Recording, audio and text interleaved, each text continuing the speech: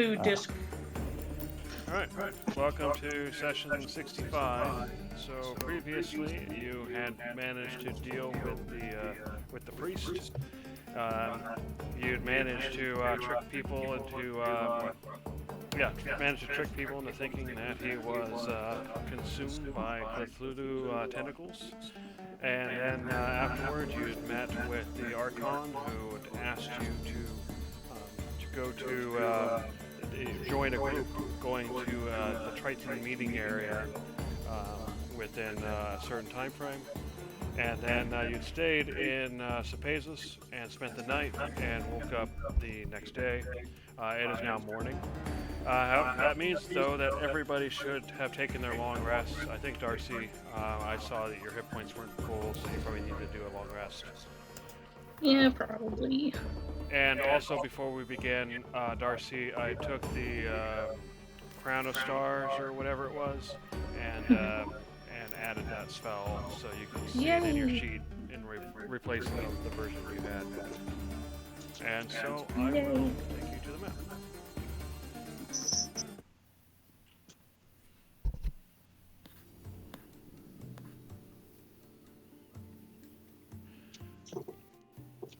So it's about 7 in the morning. You've just kind of left the Cepesus. When the map loads, you should see the Melanoma map. So what do you do? All right. Well, I guess if it's the morning, we'll probably want to step away from town a bit.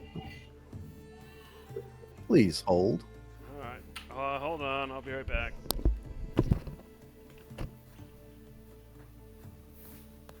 Please hold.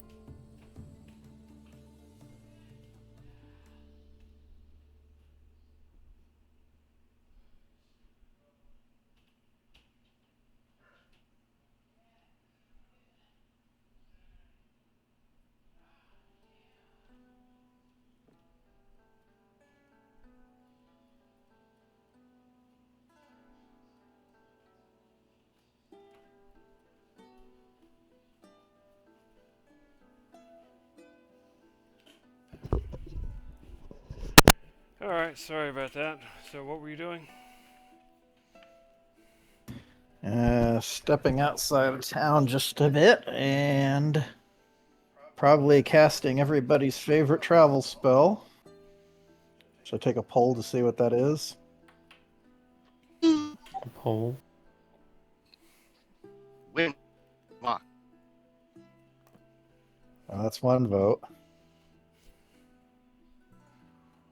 I have no idea what he said. He said Windwalk in the strangest way possible. I'll agree with this. And there he goes. Dang. Oh, actually, before we leave, back up there. Oh,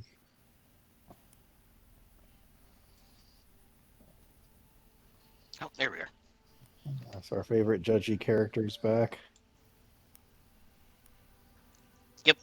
Sorry. Who wields gavel like a hammer.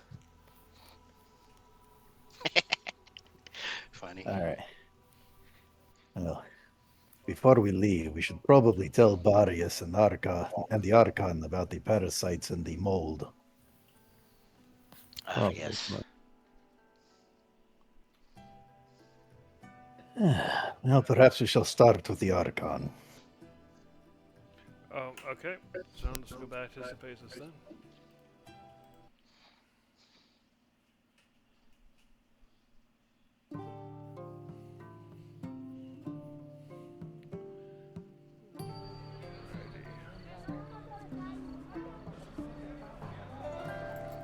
For some reason, I have you way over there, but all right. I think it made sense at the time.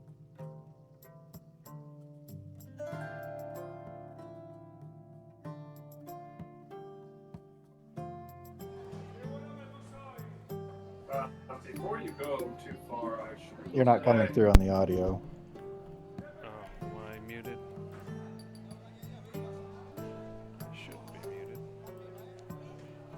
Yeah, Hello? they go Can now. you hear me? There you are. Okay, I don't know what I did, but anyway, before you go too far, you did tell the Archon that you were going to search for more of those parasites. I don't know. You didn't tell him you found any, obviously, but you did tell him you were going to search for them. Anyway, go ahead. Right. And I specifically wanted to tell them that we did find them and what kind of a mess we're dealing with and more or less what to look out for.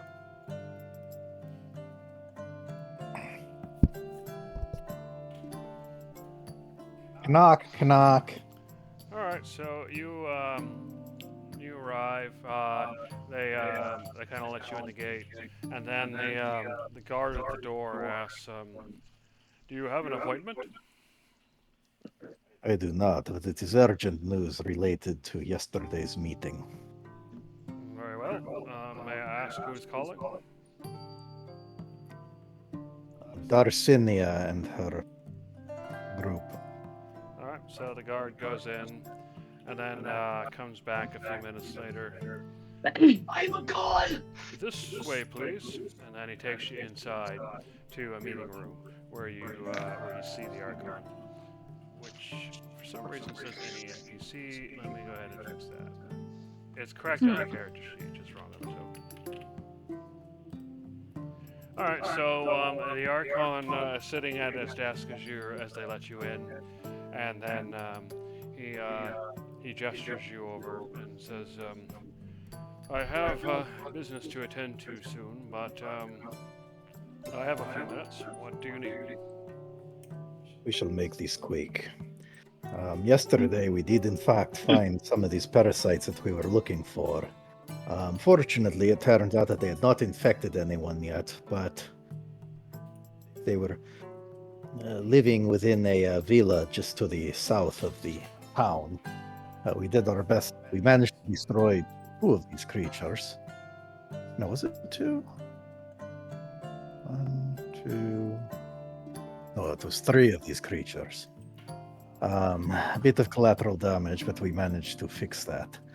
I do not know if you will hear any complaints from the owners of the villa, but we did our best to minimize the impact. But another troubling thing we found was some sort of white lumpy mold.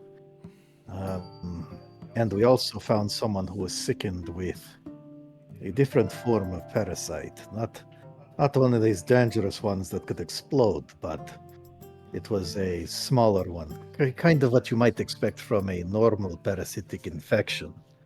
We were able to cure the individual, but if there are others of this sort, they may just succumb to the creature as it grows, then end up becoming hosts for the much more dangerous form. You may want to watch out for any people who turn up in town ill and, seem to have anything crawling around under the skin. We'll also specifically want to be on the lookout for this white mold.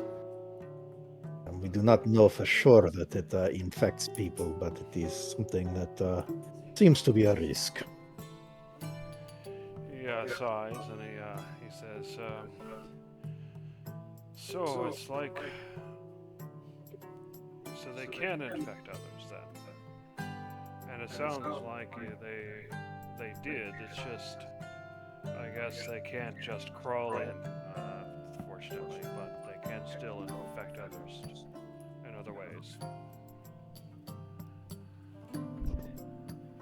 Yes, so want to exercise as much caution as possible. We will do our best whenever we are in town to root these creatures out, but I fear this is a losing battle if there is not adequate diligence.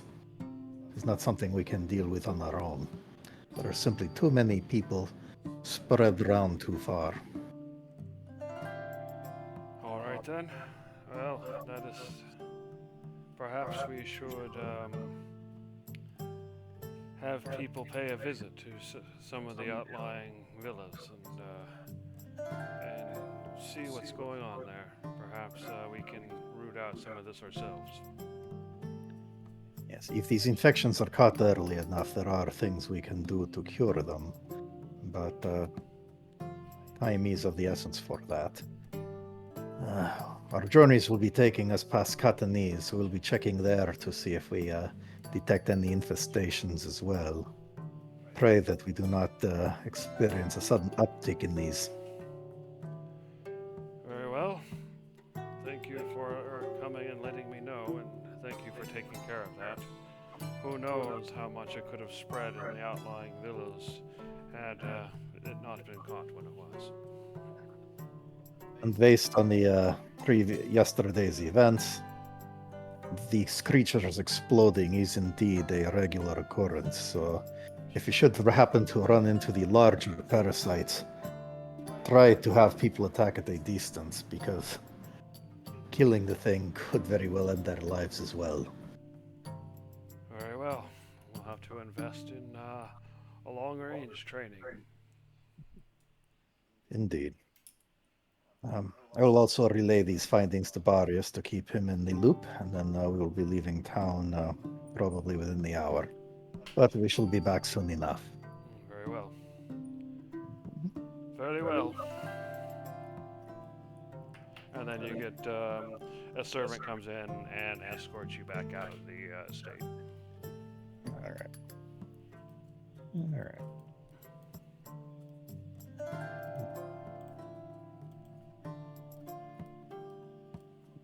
It is so wonderful to be the bearer of bad news.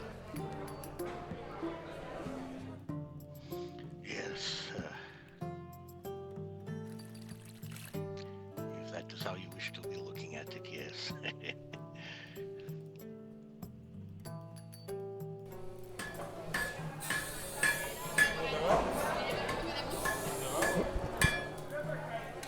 As you walk through the streets, you can see that the town seems fairly normal. People going about their business.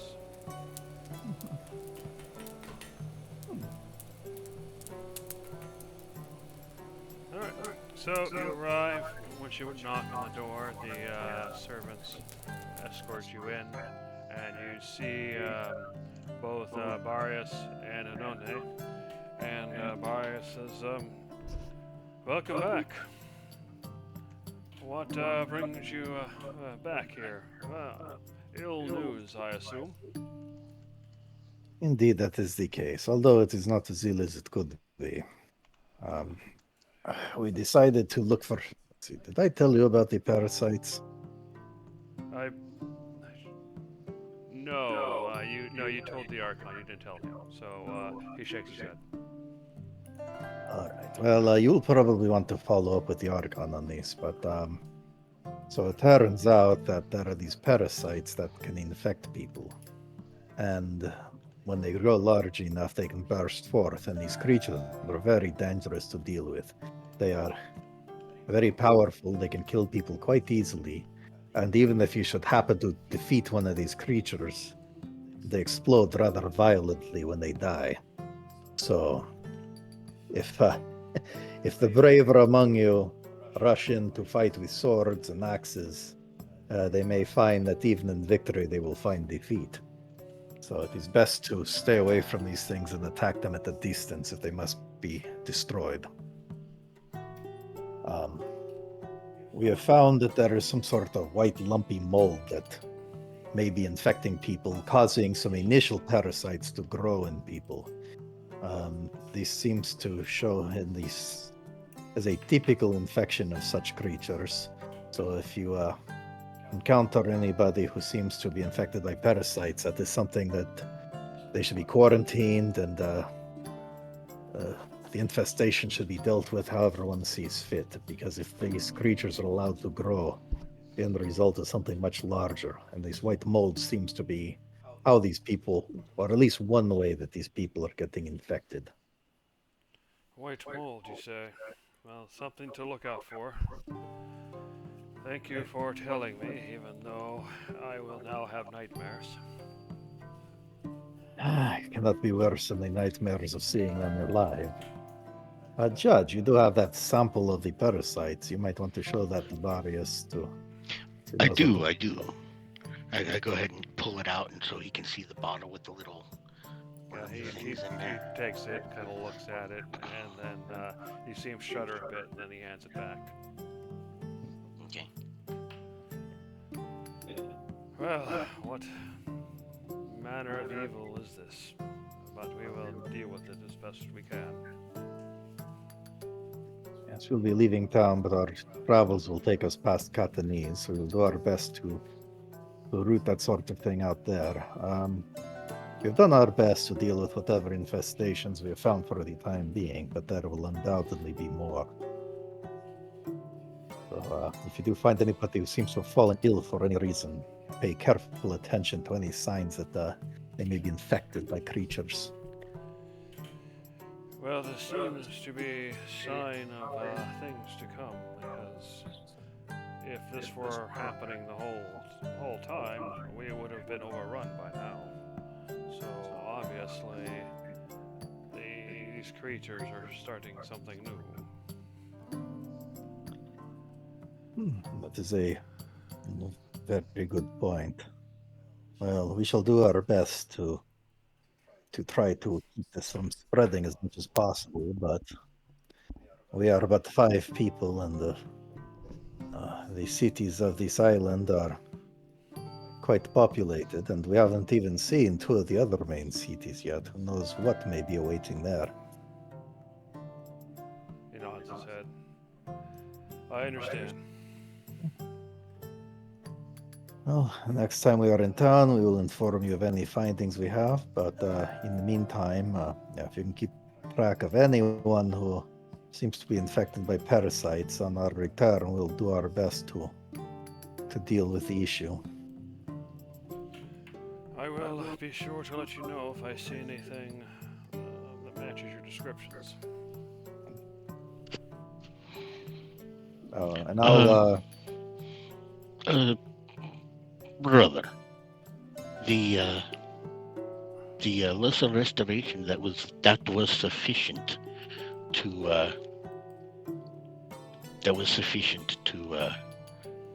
eradicate the creatures from the body. it did seem to be adequate to expel them, yes. Here, would you please place one of those in this gem if you're capable?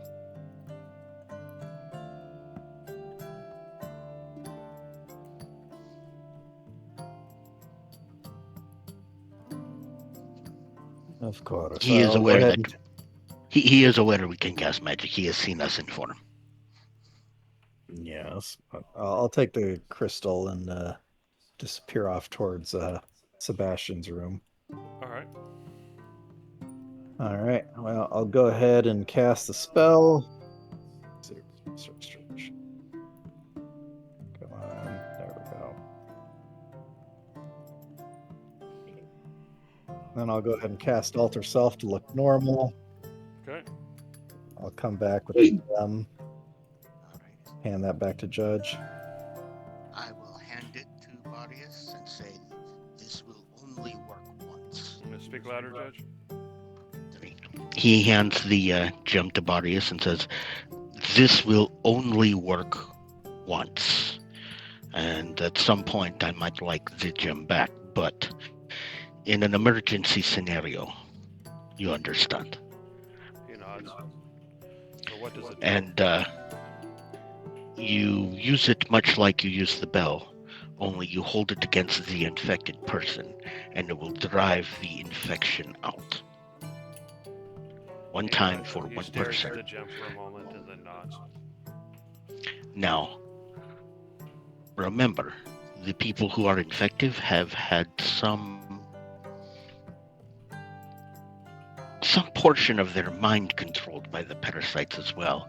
Not necessarily total control, but their attitude changes. So they might seem resistant to receiving such. And should the worst come to worst and you be infected, I would suggest you making sure your wife is aware of the gem and how to use it, even if you are resistant. You understand? I understand. He nods. Okay. Excellent.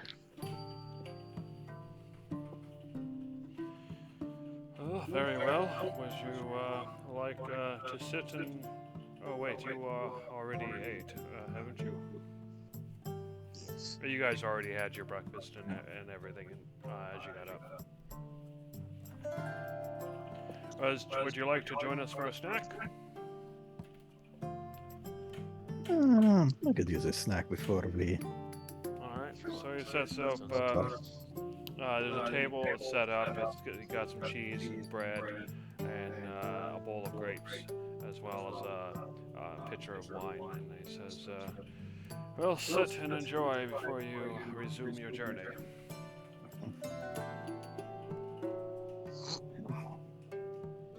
It will probably continue to be a very busy week. Alright, so is there anything you guys are going to do or talk about or anything while you're eating? Telepathically to Judge, I will say that Varius may know about our true forms, but I believe Anone does not. I'm pretty sure None has seen at least my true form. Yes, but your true form is the most boring of the group. True. I will take that as a compliment. I certainly hope. Never mind, I forgot. Anone's an ant. Alright, so yeah, there's some basic talk, chit chat at the table, things about the weather lately. It's been cloudy, and as you were outside, you noticed that it is pretty cloudy outside, probably going to rain soon, and that kind of thing. And, Oh. Go ahead. There is actually one other thing I'm going to tell Varius. You may want to. There is a particular villa to the south where we encountered these creatures. There is a Hycetin, and what was the woman's name? But it was their estate where we found these creatures, and they had one of their assistants was Telemon. He was infected, and we cured him. Granted, he decided he has very little reason to trust us.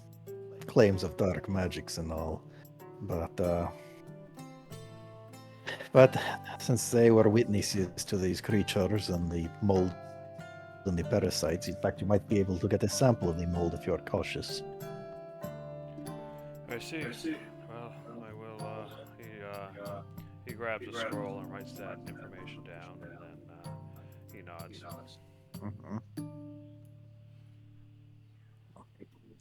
Alright, so the time passes. After the snack, what do you guys do next? Alright. Where is Sebastian? He's at Catanese.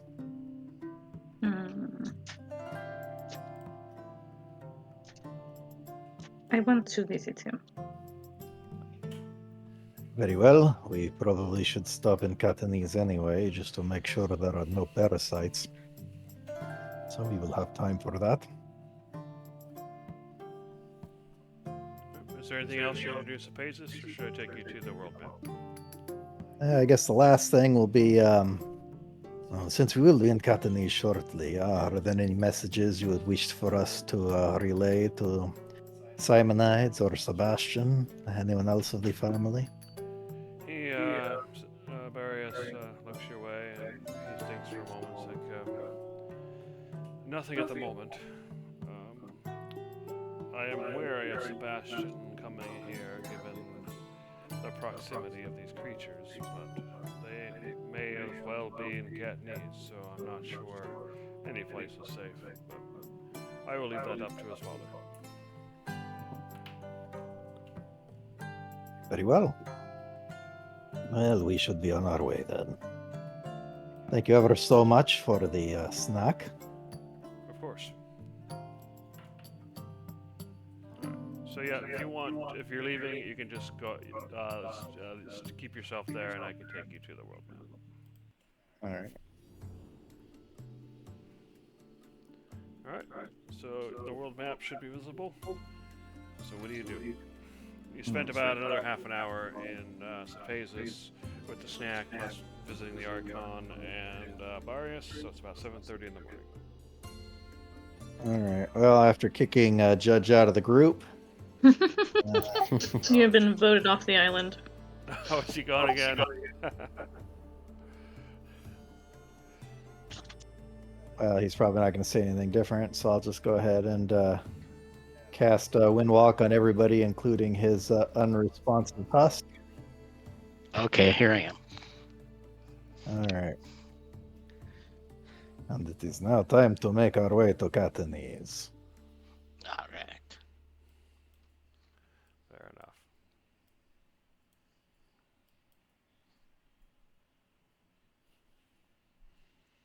Okay, so you fly your way there using Windwalk. It is pretty cloudy, and by the time you get there, actually, how long does that take you to get there?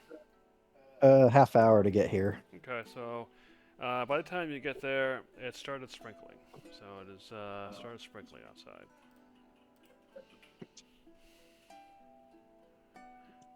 All right, you arrive. Why do I not see your token anywhere?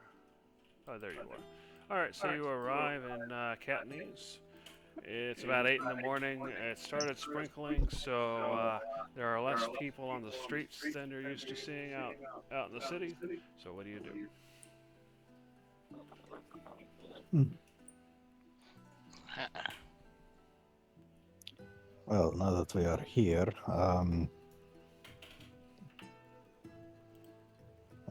shall we hunt for parasites first, then check in with the Simonides Simonides and his family? That sounds like the best idea. We're still just outside the city, so let us backtrack a bit and take some Hello. quick passes. He's here. Welcome, He has conglomerate. Hello, Joel. All right, so while Joel's just arrived, so why don't you fill in? You were out last time, right? Okay, can you guys hear me now? Yeah. yes. Okay, great. Sorry for being late. I had to do some stuff at Mesa Verde, but I am here. No problem. So before you get started with Catanese, why don't you guys fill Joel in with what he missed last time? All right. Well, we went on. Wait, no, we did we did a whole crap load of stuff last time. Because yeah, let's see. Oh wait, no, that's right. We just did the freaking villa thing. Okay. So you know how we were gonna go ahead and try and track down parasites? Okay. Yeah. Well, we found 3 of them in a villa just to the south of Cephesus. Okay. So we killed those. We really could have used a ranged attacker. Guilt trip, guilt trip, guilt trip. They explode. They Good. very explodey. Yeah, that's a thing that they just love to do. They explode a lot. So fortunately, we were able to get 2 of them into a magnificent mansion. But the first one of the 3 we were fighting managed to escape and blow up part of the house, which we did manage to fix. But yeah, there's some white mold that we think is infecting people to put little parasites in that can grow to big ones. Because we found this one farmhand who had witnessed the creatures and saw Darcy casting Eldritch Blast. So now, dark magics, you're all evil people. Naturally. Witch. Yeah, exactly. Okay, good to know. But we managed to heal him, and fortunately managed to, kind of keep the property owners from getting too unhappy. Sure. But yeah, so we dealt with all of that, and then so we just finished visiting with the Archon and with Barius to tell them about what we had found out, and we're just about to make our way to Catanese. Actually, we just arrived at Catanese. But yeah, most of it was fighting these bugs without blowing everything up, including ourselves. And then Yeah. Oh, Judge should also tell him what he discovered about them blowing up or not. Oh yes, I discovered that the at least one way to have them not explode is to disintegrate them. Nothing to explode, Like the skull. Okay. but disintegrate's a bit difficult. We cannot get many shots off, so we must be very careful. Assistance with mobility would be helpful. Okay. If they can have disadvantage or instant fail on dexterity saves. Gotcha. Okay. Interesting. I think I could help with that. Maybe one of my abilities makes it rough terrain. I don't know if rough terrain imposes. No, it doesn't. It doesn't cause Yeah, they're flying disadvantage on. creatures, so I don't think Oh, rough yeah. So terrain it will do wouldn't even anything. matter. Good point. Okay. Well, Interesting. hey, the ability could be wake turbulence. Sure. Sure. Well, actually, now that I think of it, my other ability, it's like a level 1 spell, but it works sometimes. The ensnaring strike could help out there as well. Yeah, that might work. Okay. Cool. All right. Well, good to know. All right, now that conglomerate's caught up, you have arrived at Katniss. It's 8 in the morning. It's sprinkling outside. Not many people on the streets. So what do you do next? Well, conglomerate, since you are available now, would you mind seeing if you can sense any of these parasites within a mile of us? Yeah. Let me give it a try. Um, that should just be one use of this feature. Yep. Okay. Primeval awareness. All right, so for 1 Um. minute per level of the spell slot you expend, you can sense whether blah blah blah the following creatures. Yep. So I think that goes off of my it's like the number of my proficiency or something like that. It says Oh no, it's per just level per of the level. spell slot you expend. So Okay, then I'm just gonna use a I would yeah assume you have first to level use at least a spell. first level spell slot. I don't need much more than a minute right now. It's just an initial check, so I'm gonna start with a first level spell. Okay, fair enough. So you cast it, and you're specifically looking for the parasite creatures, right? Yeah, Big sword ones. in general, but if I can lock it down to parasite, that would be ideal. Oh, I see. Sorg in general. Okay, so go ahead and give me a probably a wisdom check to see if you can narrow it down. Otherwise, I'll just tell you about Sorg. Okay. Oh, not great. All right, so with a 7, you're unable to narrow it down beyond just Sorg. However, you do detect that there are some sort of Sorg within a mile, but you get the, let's see, for one, are present within a mile or up to 6 miles. Okay, so yeah, it's within a mile, but you get the vague sense that it's not necessarily close. Okay.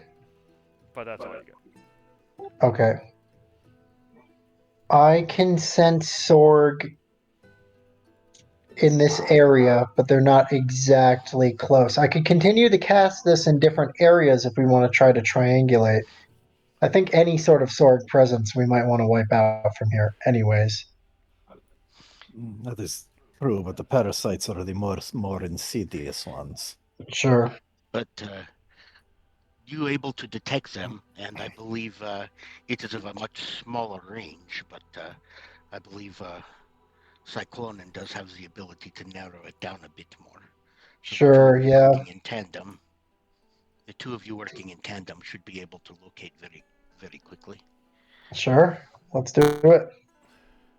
So I am going to cast, if I ever find it, Come on, I know I didn't get rid of it. The hell? There it is. Locate creature.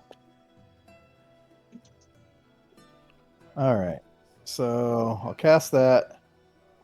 Change back. So then the plan is to change back into the Windwalk form, and then basically just do a kind of a mile pass. Let's see, 1, 2, 3, 4, 5, 6. So that would be 6. Just 6 miles. So that's 1/5. So it'll take about 12 minutes to do that. To Okay. scan the whole 1 mile area. Okay. So I'll go ahead and pass 20 minutes. You're flying around doing that. While he's doing that, are the rest of you doing anything for that period? While he's basically on a bug hunt, Yeah. You got about 20 minutes. aren't we all like bug hunting, or is it just? Well, first, Conglomerate did his thing, and then, do you mean, are you going with him? Yeah, I don't know. I don't know if you guys are flying around with him as he's doing it, or are you doing something else? That's basically what I'm asking. I figured we'd be flying with him because if they find him, we want to kill him. And... Okay. Fair enough. All right, so as you fly around searching, you can see that there are some Sorg in the air, kind of flying away, flying out of the area, and that was what Conglomerate was detecting. You, however, do not detect any parasites. Well, it is traveling there in the area, but at least that is reassuring. Shall we take them out? Well, we are kind of vulnerable in this form. We can either keep up with them, or we have to break contact in order to change out. They Okay. will have all the advantages. We will be vulnerable for a full minute. Unless we choose to flee. Yeah, they're currently in the air, flying away. So the best you could probably hope for would be to tail them for a while, and but then, yeah, like you said, you'd be at a disadvantage when you land. We could see if they lead us to a nest or something, but that is the best we could do in this situation. Sounds good to me.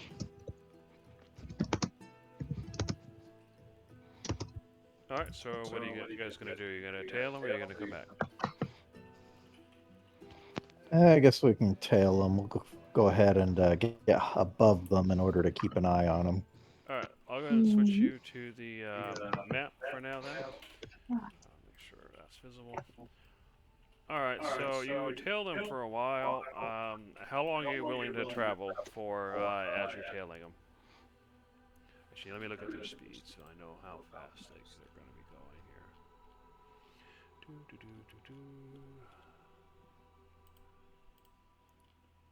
But yeah, how long are you guys willing to tail them for?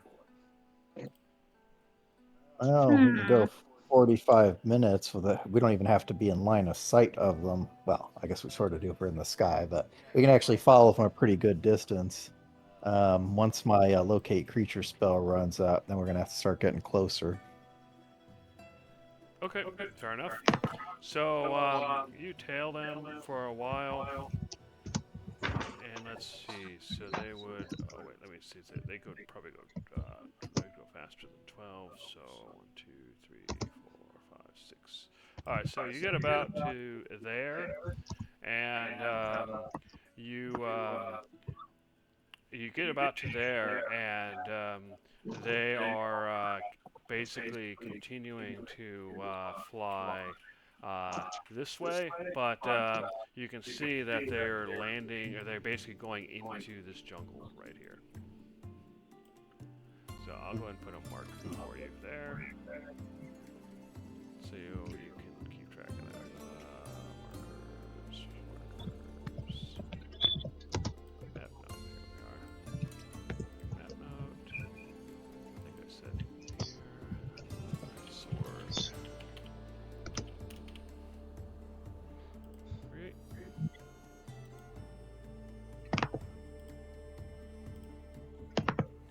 Can you guys see that? Yep, that's not ominous at all. But yeah, that's and then your spell starts running out basically at that point. So basically, you lose track of them once they get into the jungle. Mhm. So that's where you are currently. It's been 45 minutes, so we're just going to go ahead and make it 9 o'clock to make it easy on myself. So it's currently 9 o'clock. Your locate spell ends. So what do you do? I would have had to have gotten that far to see that stuff. So, this is an area we will want to check later. Then, suppose we should get back to our business at hand. Okay.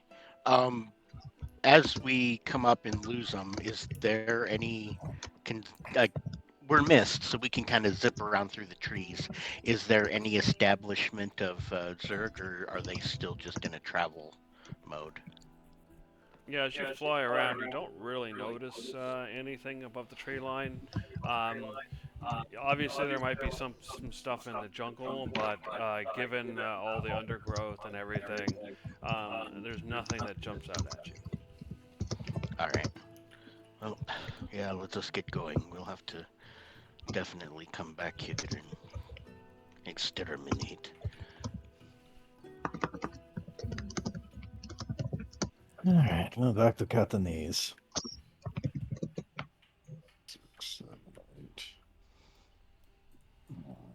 So now that you're not following a slower creature, how long does it take you to get back? So that was 12. It's like 24 minutes. Alright, so we'll call it half an hour by the time you get in. So go ahead and take you back to Catanese.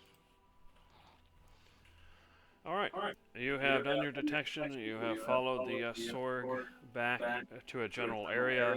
Obviously, actually finding them in the jungle will take more in-depth searching, probably on foot. But in the meantime, what do you guys do next?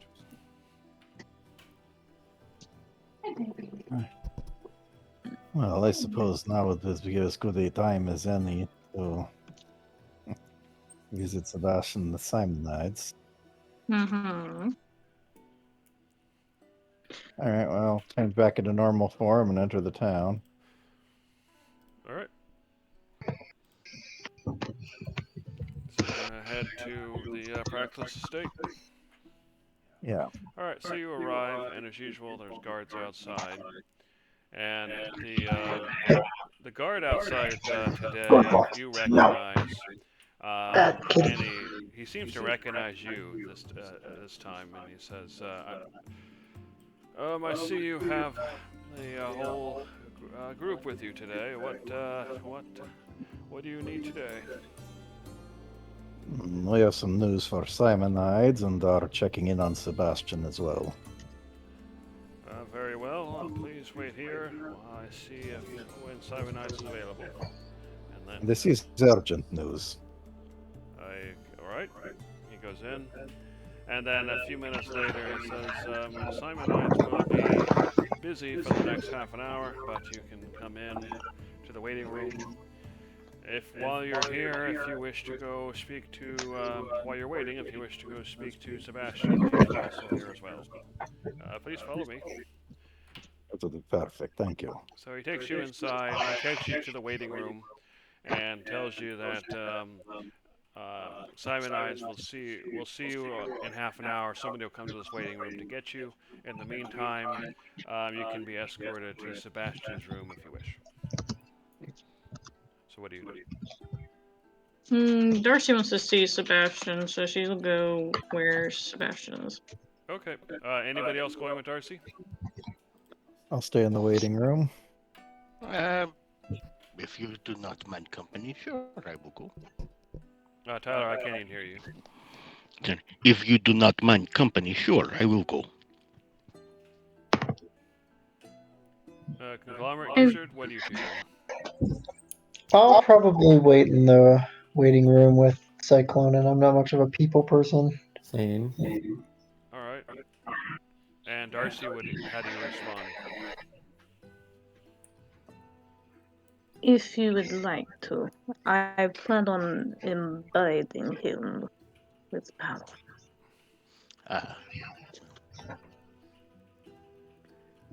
If you wish it to be private, I shall wait outside. It is entirely your choice. It is not like it is a private matter. Okay. Yep. I guess we're going. All right. So you're escorted to Sebastian's room.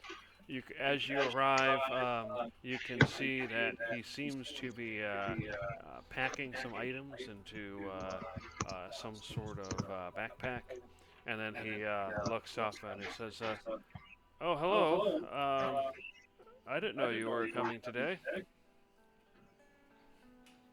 Where are you headed? Why are you packing things away?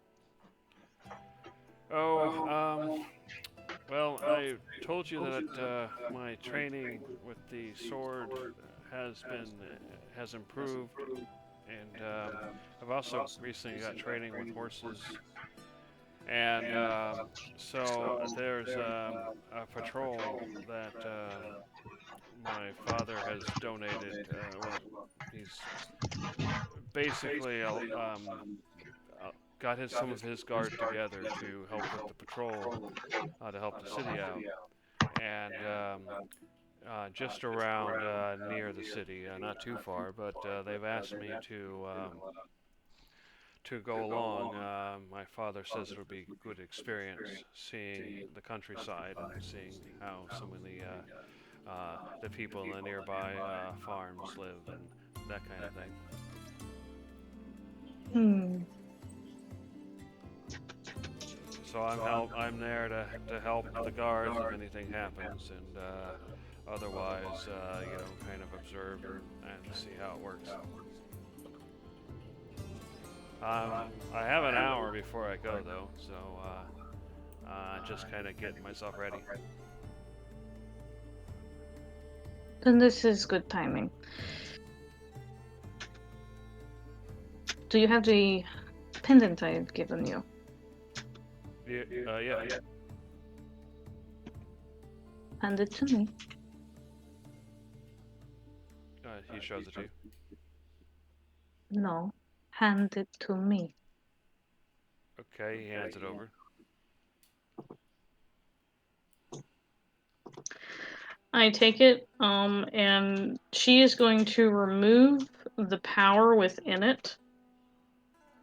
Okay. And then instead of it being within the pendant, it will then be kind of like channeled into Sebastian himself. Okay. So So he kind power of feels exchange. you can see he kind of deflates for a moment.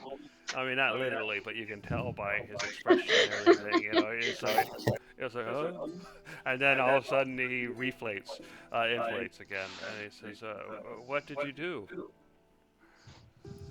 I took the powder from the trinket and put it in your being. Now you will have it, no matter what happens to the trinket. The trinket will still act as a light source, though, so you should keep it. He takes it back and he says, "Oh, that's much better, just in case. Thank you."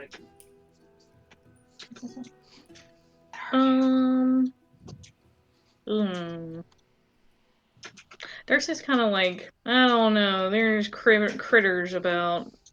I don't want you to get like infested, just in case.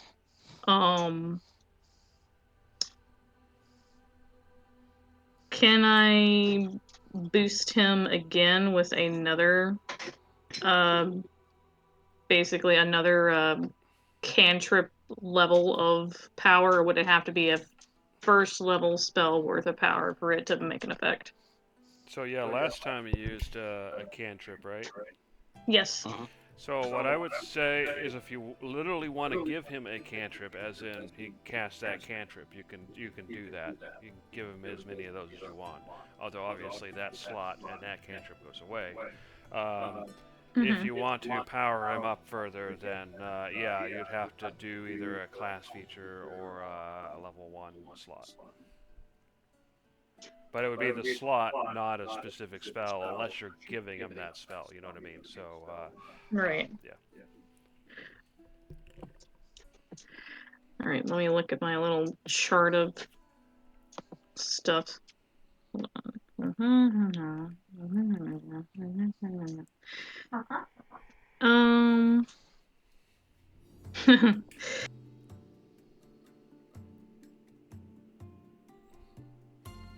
Hmm.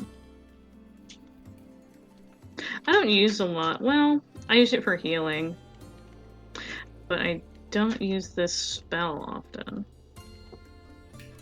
So when I wouldn't lose a spell, I just use the slot. Yeah. If it's a spell slot, then yeah, it's just a slot.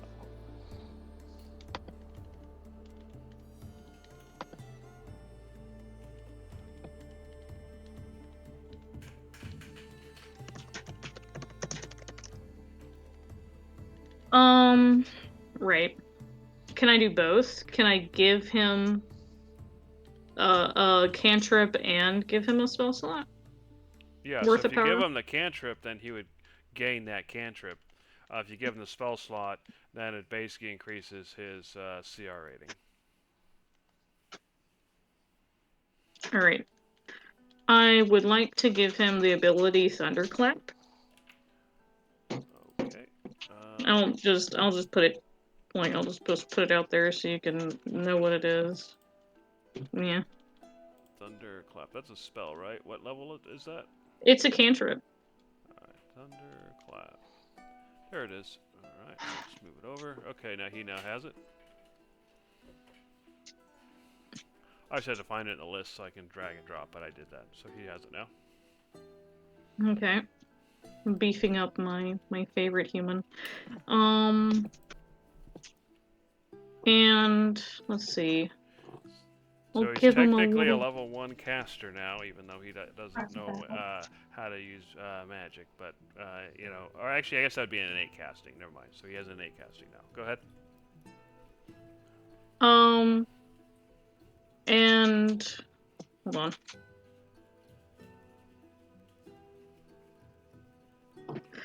So, since he's now a level 1 caster, me giving him a level 1 spell slot.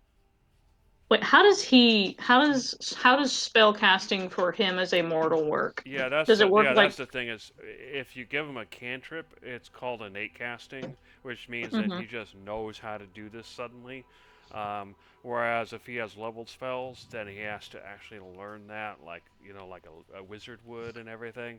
So no, so yeah, he doesn't actually have that ability yet. It would take years of education to get that kind of ability. Well, would ahead. that actually be? Would that actually be? I mean, for a wizard spell, yes, but if you're, say, a sorcerer and you just naturally cast your magics and you give that power to a human, wouldn't he just have that natural ability to cast magics as well? Yeah, that's probably Or if you were a true if Darcy ranger. were a sorcerer, but I would say she's a bards bard. have bardic colleges and all that, so I would probably Okay. argue that there's a lot of education there. So yeah, so Okay, if a sorcerer were to give him a spell, then you could Or make a- that argument. Yeah, I'm not or giving a him a druid spell. or faith-based. I'm just giving him a cantrip. We training wheels, guys. Training wheels. He doesn't know how to use cantrip yet. Yeah. And I want to give him a level 1 boost because it's level 1. It's fine. Okay. He's a little tougher just because since we do have demon roaches that infect people wandering around. All right, so do me a favor then. Go ahead and roll a d8. All right. What? Hold on. So whatever you roll here, plus 3 is how many hit points you'll gain. Oh Now, my goodness. Just to clarify here, just so everybody keeps track, you've actually got him empowered with a cantrip, and then you gave him a cantrip, and you're re-empowering him with a first level spell? Yeah, so Yes. basically she had already increased his CR before, and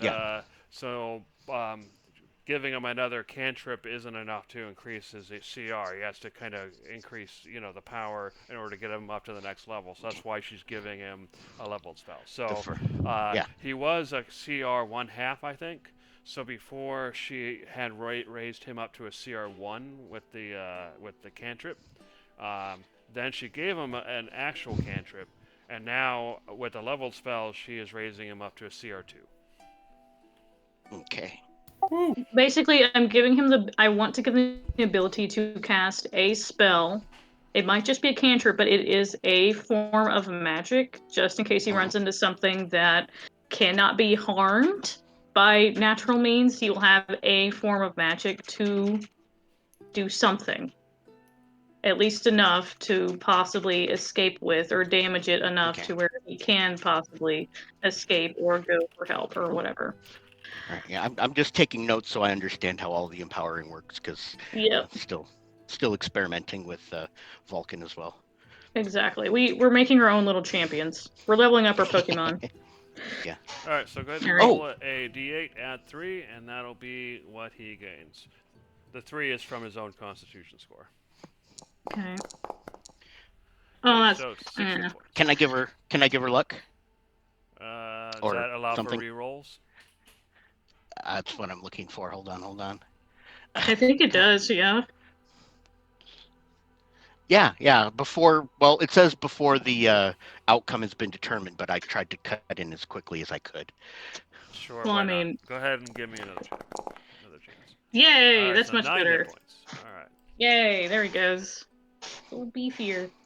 It's just this energy flows from my hand. We'll call it green because why not? She has green hair. Do I turn to my god form Yeah. when I'm doing all this? Yeah, definitely. All right. Make sure the door is closed. Oh yeah, Judge is covering. Make sure doors are closed. Nobody's sneaking up. Exactly. Whilst you're doing all the transferring, Judge will very quickly whip out a small slip of paper and start writing on it quickly.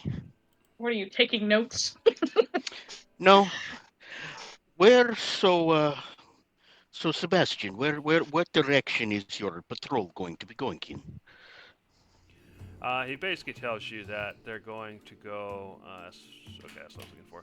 That they're basically going to go around basically circumnavigate the city, go to the outside of the city, go to the various farms nearby, and check and then go up and down the main road, up into the jungle and then back, and check the various farms along the road.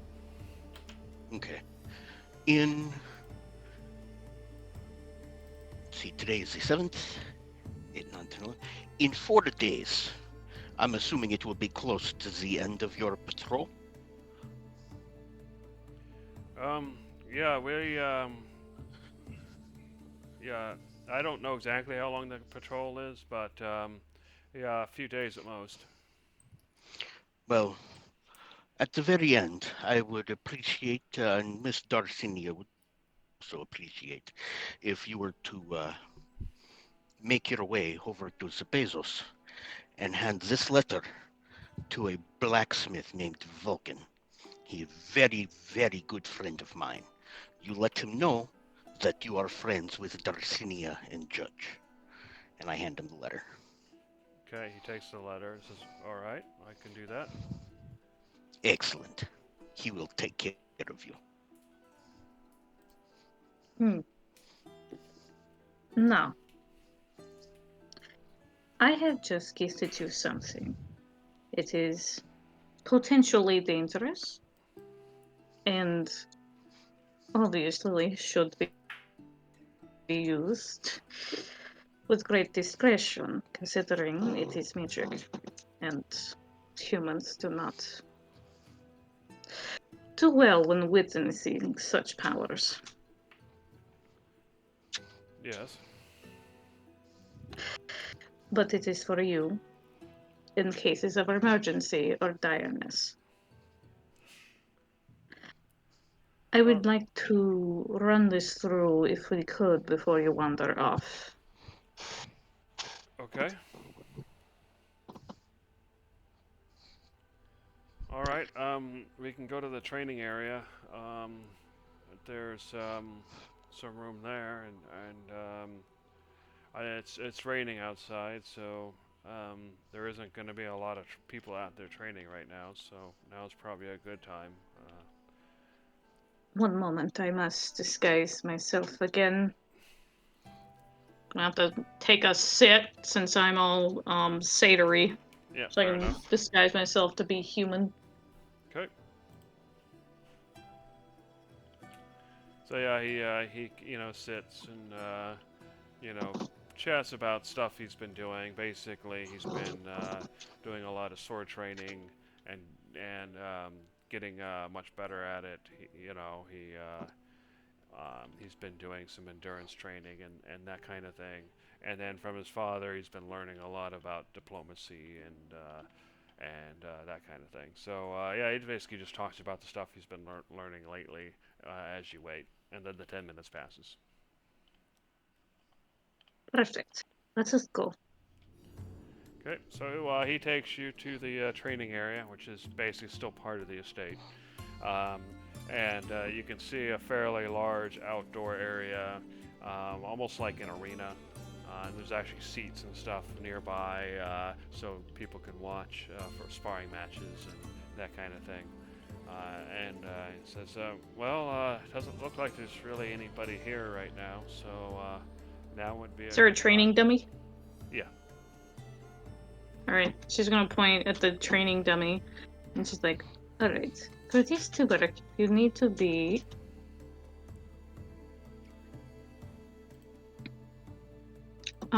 isn't it, like, right next to it?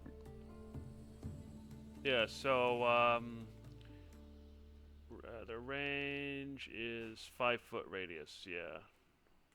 So, yeah, basically if he starts getting surrounded, he can be like, back off!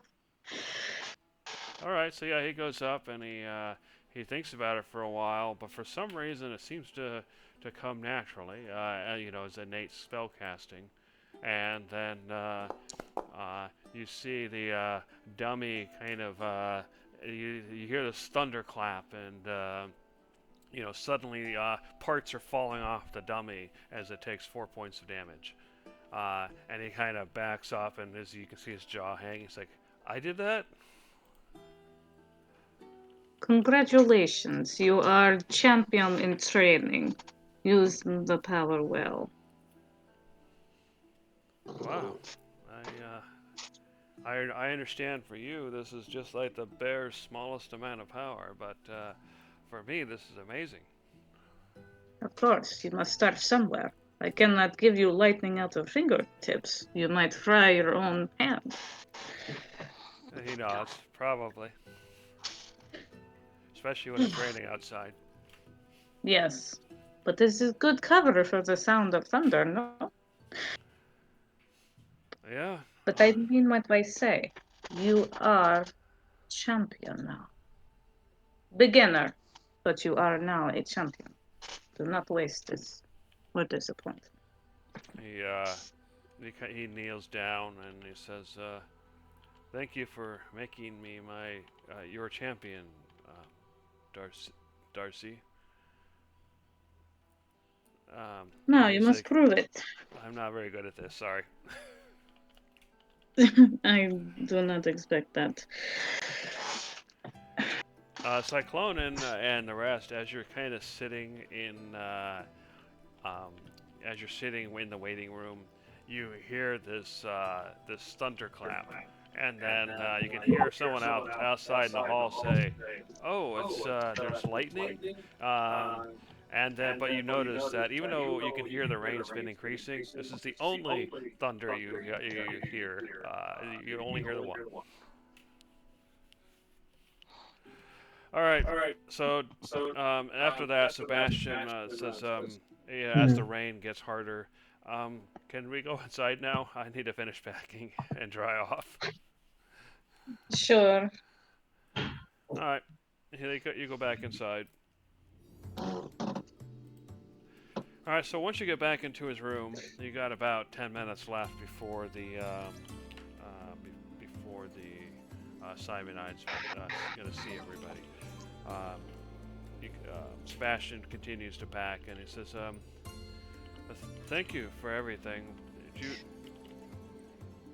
Did you know I was leaving? Is that why you came today?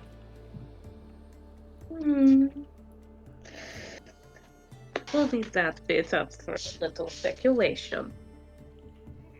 And she kind of like smirks because no, she didn't. But hey, perfect timing. Sure, I definitely knew you were leaving. That's totally why I showed up. Might as well Wow. claim it. Might Yeah. as well claim it. Claim it. He don't know. I'm a god. I totally knew.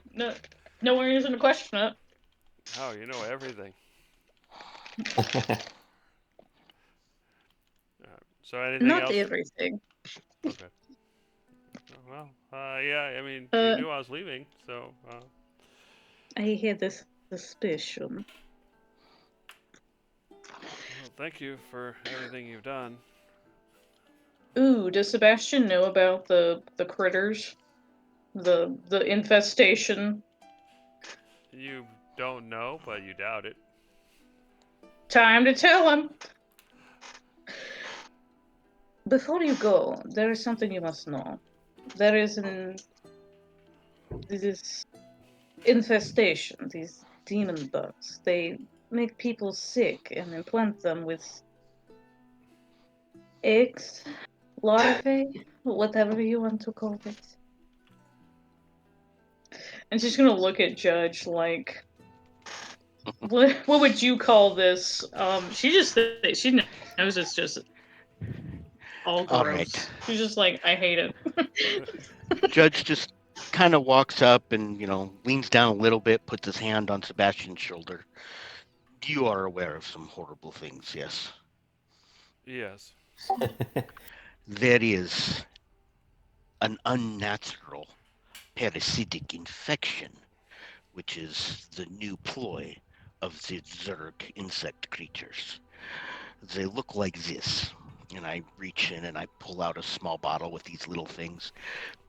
They plant these in the skin, under the skin, and they worm around and grow and become much larger, nastier things. They use humans as hosts, incubators. You must be very careful not to get this type of infection, and if you do, you must seek help immediately. Your Uncle Barrios can help you with this. At the very least, he can contact us post-haste to make sure that you can be cured. If it goes on for far too long, you will become nothing more than a dead husk to a horrible, horrible insect. This infection can be spread through a strange white fungus, and, well, just to be safe, do your best to avoid any strange purple goose as well. You understand? He not he pleasant, recoils but- as you show him this, but he gets a hold of himself and he nods and he says, "Okay, I understand. I don't want that stuff inside of me for sure." Yes, it is not pleasant, but I say this not to frighten you, but to warn you, because it is out there, whether you want it to be or not. So Oh, be cautious and be cleanly. and just so you know, if you do see, didn't someone could make an illusionary version of the nasty thing once it's like developed? Was it If no- Syconin or was it Judge? I can. If nobody's around except for him, then yeah, I can go ahead and. Yeah, you guys are back in his room. Okay, yeah, I can Okay. minor illusion. Okay, Judge, so please show him. you Yes. show him the image, and he seems like recoil back further, and he's like, "What is that thing? And how big is it?" Make it life-sized. I can make it 5 by 5 feet. So Make yeah, that it could be anchor life-size. life-size nasty. Yep, one life-sized illusion. All right, as you make your life-size version, you hear him scream, and then he puts his hand over his mouth, and next thing you know, he's on his butt on the ground, wide-eyed, and then I wasn't trying to scare him. It's not like right up in his face, but yeah. I wasn't trying to scare him either. Welcome to my world. It's just a Okay. tally mark now. Who scares Sebastian the most? Funny. Okay. So do you continue to make the creature move and everything, or do you dismiss it? I will make it move. I'll pull it a little further back from him, but it can move around. It's the appropriate size, so he knows it's about the size of a large dog, and I'll go ahead and try and shift it to make it do its predator camo invisibility cover thing, and to be wary. They are tricky and fast. It is your best bet to run away, for they explode upon death. So if you are near it when it dies, it will try and take you with it. You notice as you do all this, and then I assume finally dismiss the thing, you start smelling something foul, and then that's then you realize that Sebastian barfed in the corner. And he gets up and kind of wipes his mouth and says, "Okay, I'll run if I see anything like that." I just kind of look at Darcy and it's like, And He's she still like conscious. sighs heavily, her folds her arms and like pinches the bridge of her nose. and Judge very quietly and celestial says, "At least he is still conscious. This is improvement." Yes, but it's still an embarrassment. Baby steps, I assume. He is young. He will learn. But good he do this now instead of in peril. Okay. Anything else? This is what it looks. That thing was what it looked like. That its most matured form. So imagine that growing inside of you, then bursting out of your chest if you fuck up. So don't. Okay, I understand. I think. It will also mess with your mind, and it could also infect any of the soldiers you are with. So be also wary for those around you. Okay. Thank you. We do not mean to scare, but it is very much something you need to know if you are to be wandering around out there. He kind of straightens himself up and he nods and he kind of glances back at where he barfed and then he nods again and he says, I understand. Thanks for showing it to me.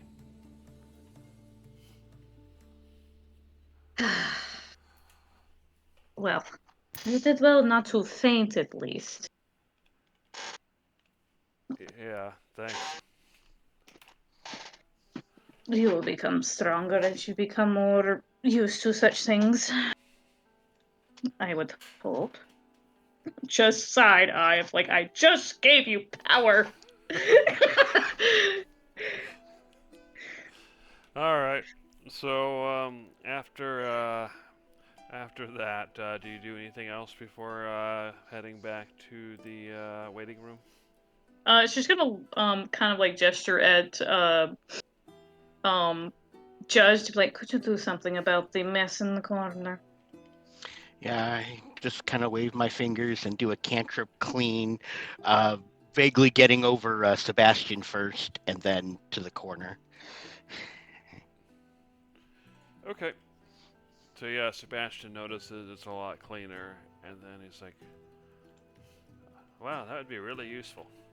And then he goes back to packing.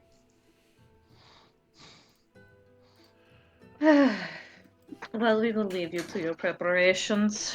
Do be careful. I will, thank you. Okay. And Jeremy, shall I just send this to you in the Discord, or do you want me to put it up on public? I don't know, what is it? The letter. Sorry, the what? The letter. Oh yeah, you can just go ahead and put it in Discord. It's gonna be a few days before he gets there anyway. Okay. Okay, so yep, once you leave Sebastian's room, you get escorted back to the waiting room where everybody else is. And you see that as you arrive, the group is being led in to see Simonides.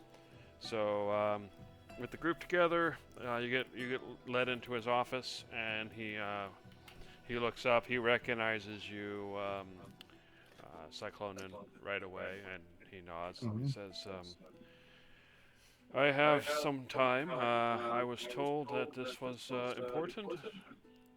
Thanks for coming, Arigato. What is going on today?" So we were in Sapezus, and we have discovered parasites that have been infecting people. Actually, the first one of them we discovered here, but we will get to that. You probably will not want to discuss that just yet. Anyway, so these parasites are quite dangerous. And when they are defeated, they explode. So anyone close could be killed just in these things' death throes. We found 3 of them in a villa just south of Sapezus, which we did manage to deal with, but we also learned that there was some white mold that may be a method for people to get infected by small parasites, which can grow into these larger ones. These things can be the size of a dog, and they grow to full size, and needless to say, they kill their host in the process. I see. And these are parasites from the insect creatures. The Sorg? Yes. Lovely. And you said you found them near Sapezus. Yes, there is. Well, the good news is, right now, we have not detected any in the vicinity of Catanese. The bad news is the very first one we found was in fact here in Catanese. How did you find the creature?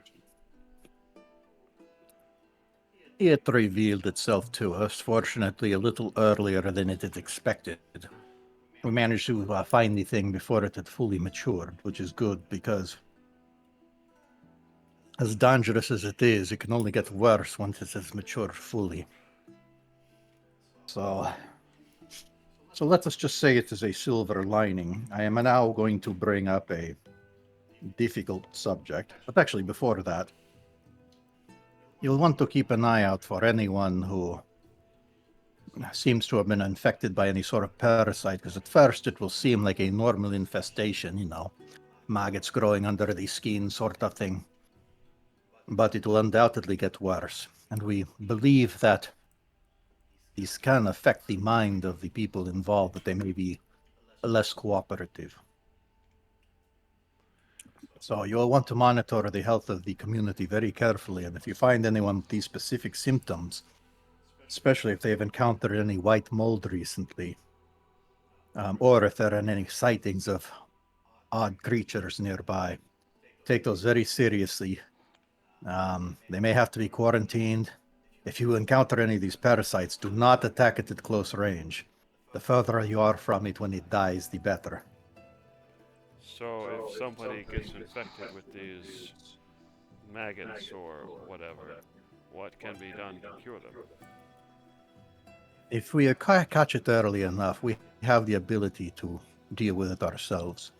And we plan to check for this whenever we are in town. We have a way of casting a wide net to detect these things. But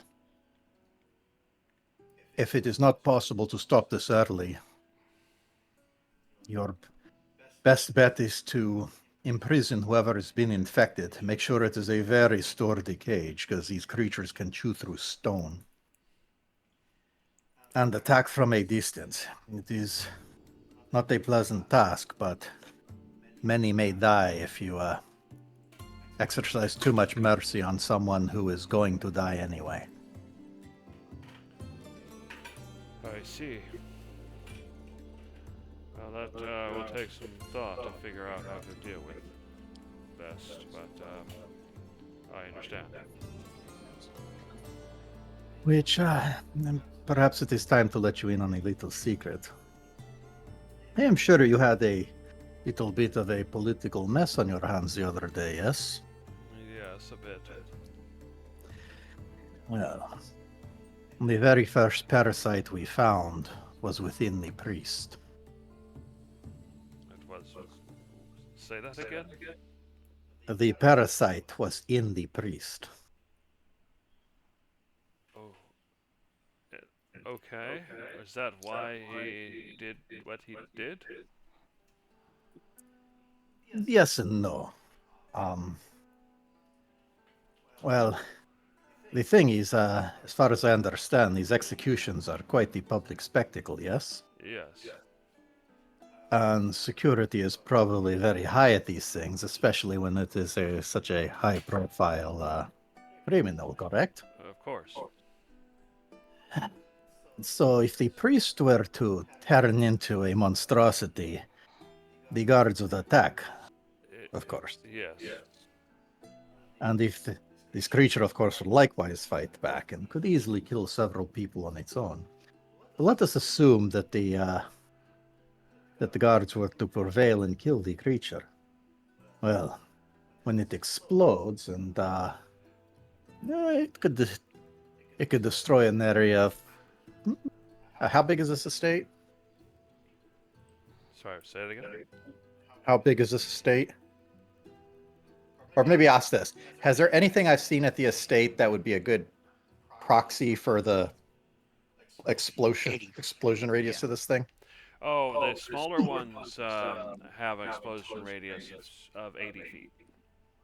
Yeah, but like, is there a thing like a building, a courtyard that I've seen here that I could say, imagine everybody. Oh, yeah, in yeah. this So, place yeah, of- you can point to a building and say as large as, wide as the building or something like that. So an area the size of that building would be enough to, everybody caught in it would likely perish. And that was for the undeveloped ones. We have reason to believe that if they fully mature, that could be even larger. He seems speechless for a moment and then gathers himself and he says, so its plan was to take out a bunch of people and property. Undoubtedly. And I'm sure that everybody jockeying to get a better view of the execution would have been in very close range of this. It sounds like if it's even bigger than that building, it could have easily have killed hundreds. Indeed. And that is why steps were taken to ensure that it did not happen. Is that why?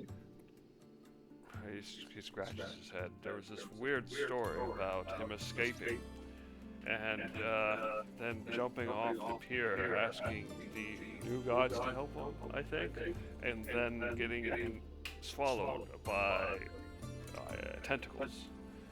Something like that. It's hard to believe, but I'm guessing somehow that's your doing? That is in fact what these people have seen. Now, it was clear that allowing this priest to go to the execution was probably going to result in tragedy, and not for the priest. So we found an alternative way for dealing with him, but it was important to have him expire in some form so that you did not have this loose end of this priest at large, presumably recruiting followers and everything. So that spectacle out at the harbor was for the benefit of tying up loose ends, but the important part happened elsewhere. But needless to say, the priest did not escape, and he did not survive. Well, that is good at least. Yeah. People have been wondering how his followers had freed him, but I suppose that never happened. Yes, I apologize for the spectacle. I realize that was undoubtedly politically inconvenient, but allowing things to proceed as they were would have littered the harbor with bodies. Well, having hundreds die would have been far more politically inconvenient than having him escape and get eaten. So, needless to say, we have dealt with him. We've dealt with some of these parasites. Any of his followers that you find, you'll want to maintain a close watch on. It is very possible they may have been infected as well. And certainly anyone who is following him cannot be trusted to do the right thing for people. I see. So we should look for this infection with the. We should check to make sure they are not infected by parasites. I will inform the guards immediately.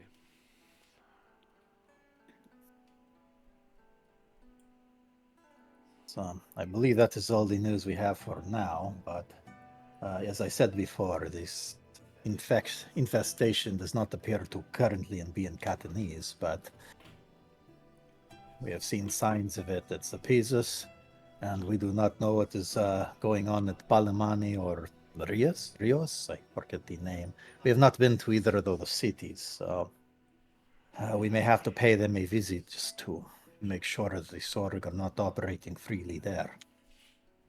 Very well. Well, this was indeed important news, so I am glad that I freed up some time to hear it. Well, it's better to know than not know. I'm not glad to hear it, but I am at the same time. You know what I mean. Is there anything you need before you continue your journey? Darcy, have you taken care of everything you wanted to do with Sebastian? Yes, I believe so. Judge, Gizzard, Conglomerate, do you have anything? I think I'm good. I believe everything is excellent here. Yes, let us get on our way. Yeah, let's get to it. All right. So as you say that, or as everybody kind of chimes in, Simon, you see him kind of looking through some drawers in his desk, and then he finds, here it is, and then he pulls out a box, and he hands it your way, Cyclone. And it isn't much, but inside you will find 100 gold mithna. And this is my payment to you on behalf of the city for all you have done to help protect us, including what you did with the priest. I'm not sure how much of that can ever be made public, so I don't know if anybody will ever know what you've done, but perhaps this can be some small recompense. Well, we are not looking for rewards, but this will undoubtedly help us prepare further, because this is not the last we have seen of these creatures. All right then. As you leave, please tell the servant at the door to send in the next person. Very well. All right, so go ahead and excuse ourselves, and All right. we'll go ahead and let the attendant know to send the next person in. All right. So yeah, as you do so, your escort arrives and escorts you back out of the estate. By the time you get out, it's about 10:30 in the morning, and it is currently raining pretty heavily. So other than the guards standing at their posts, mostly under things whenever they can be, of course, there aren't that many other people out on the streets. So what do you do? Let's see, and you said it was 100 gold mithna, right? 100 gold mithna, yeah. All right. Well, I'm going to go ahead and hand out 20 gold mithna to Conglomerate, Gizzard, Darcy, and Judge. All right. Thank you. Said 20? Yeah, it's gold mithna, Wow. so it's the platinum spot. Platinum. We gotta buy something big like a boat or something, because I have so much money. Bo. Well, We there should is get one a- among us was very interested in a boat. Yes, and tomorrow I will have something else also excellent for just this problem. Yes. Ooh, question for the DM. Yes. Are we near a port of any kind? Isn't there a port in this city? Yeah, It's it's right there at the bottom of the screen. Yeah, Perfect. this is the largest port city. Yeah. Perfect. Gonna just do a little scuba dive. Don't worry about me. All right. Mm. So you guys gonna go scuba diving before you head off to your next thing? She has a plot. Is she kind of like shifty eyes and it's like, I will be at the port for a moment. You can go do whatever you need to. Insight check. Perhaps. Judge doesn't need to make an insight check. He just kind of sees the look in her eye and turns to everybody He else knows and what's says, up. He knows. He was a part of the last Yeah. one. "No, it was only you and me as the last one." Yeah. That's So what he you was know saying. what's going on. What she was saying. Yeah, that's what I said. Yeah, Judge doesn't need to make an insight check. He knows what's going on. He sees the glint in Darcy's eye and just kind of looks over at everybody else and says, "Well, Yeah, and she I'm was thinking saying we that should she make knew a- that you knew what was going on, but do you know that she knew that you knew that she knew that you knew what was going on? Oh. yes." My head hurts. Okay, so who's doing the insight check? That would be me if I'm actually allowed to do it. Sure.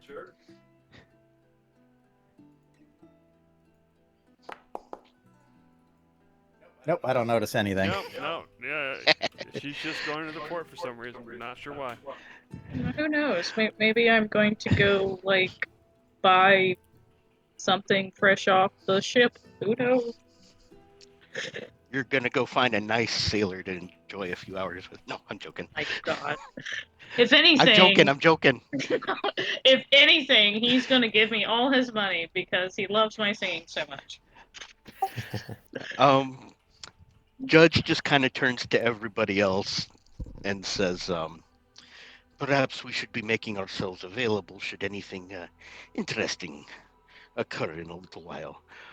Maybe we should look into a cheap cart and mule if there might be much to carry." Hey, is there any form of actual swimwear in this timeline, or is it just skinny dipping or go in your clothes?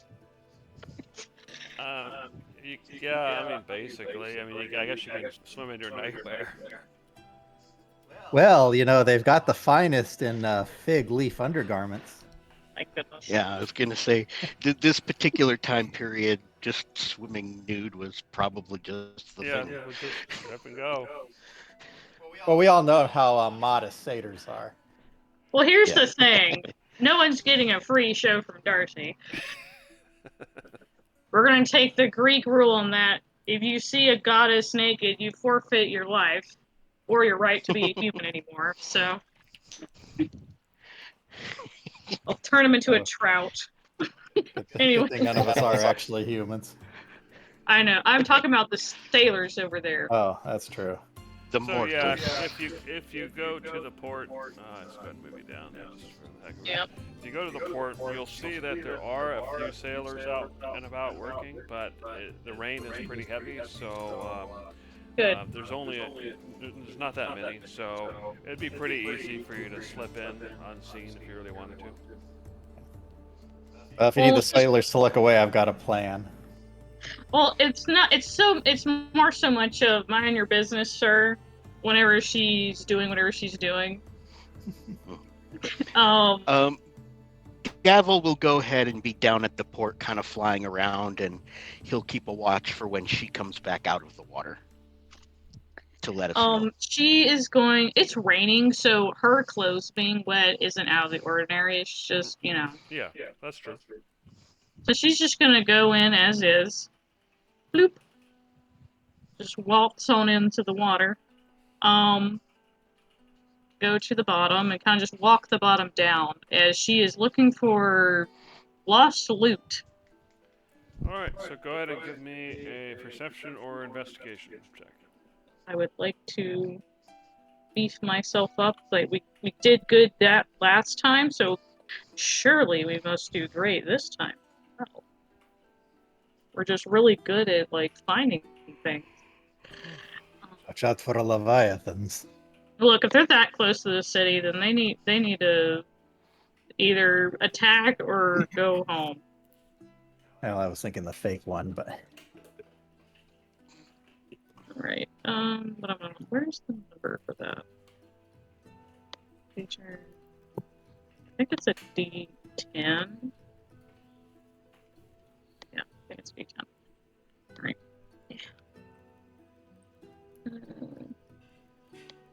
So +8 to That's a good start. my, what was it, perception? Yeah.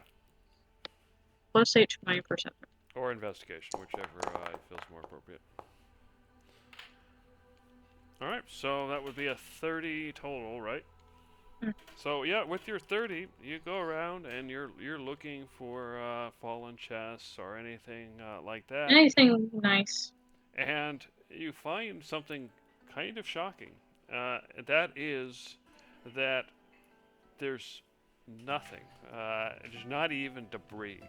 It's almost like somebody or something came through and literally scoured the ground and took everything.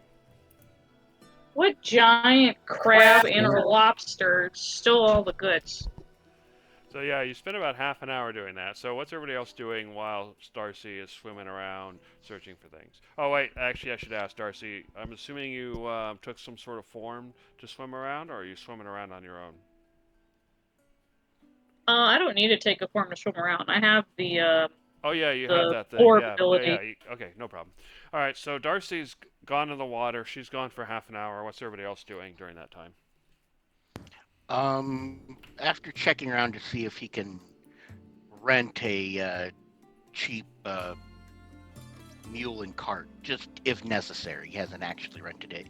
He's going to try and find a small tavern close to the water. That way, yeah, you when can get Gavel a alerts him. cart, and yeah, you can get a cart for 5 mitna that you can use for 8 hours. I'm not renting it right now. I was going to wait for fair Darcy enough, to but you come found back. it. Yeah. All right, so that's Okay. what Judge. And Judge then is I'll kind of just- looking for a cart and shopping around for that. He'll eventually find something. What's everybody else doing? So, conglomerate. Yes. Have you ever thought about reinventing yourself? I mean, I guess a little bit. I've done it once. I mean, curious, what kind of god do you wish to be? That's a really hard question. I've been thinking about that for some time.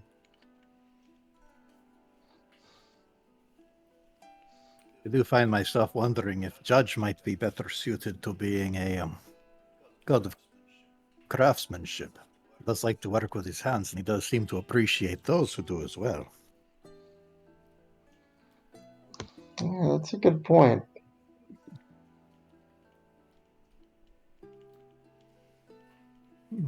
Gizzard, have you ever thought about reinventing yourself? Not really. I have not thought about reinventing myself. I'm good with who I am. Of course, that would require planning, and for someone as spontaneous as you, that may be entirely contrary to your very being. It is never a dull moment with you on a battlefield. Nope. So I know the whole thing with the priest did not go well, but has your thought pattern to acquiring followers? I think we should. I think we should amass a base of workers. We need. I think we need an army. Let me rephrase this. We need an army of people that will do what we say.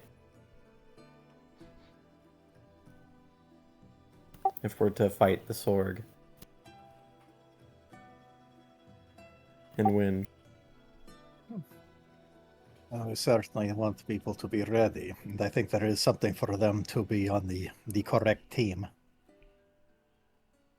And we're the correct team. Yeah. That's all I'm saying. There is only room for one bug creature on this island. I go ahead and put my arm around whatever passes for shoulders on Conglomerate. Yeah, I'm tired with these other bugs giving us a bad rap. Indeed.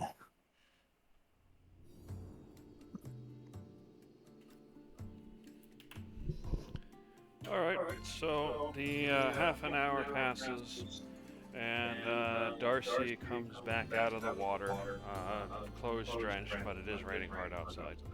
And Darcy, you're pretty certain that somebody or something has basically gone through the bottom of the port in the area and basically taken everything that might have any use. So as you come up and you see Judge there and the rest of the group around, what do you do? I swim to shore.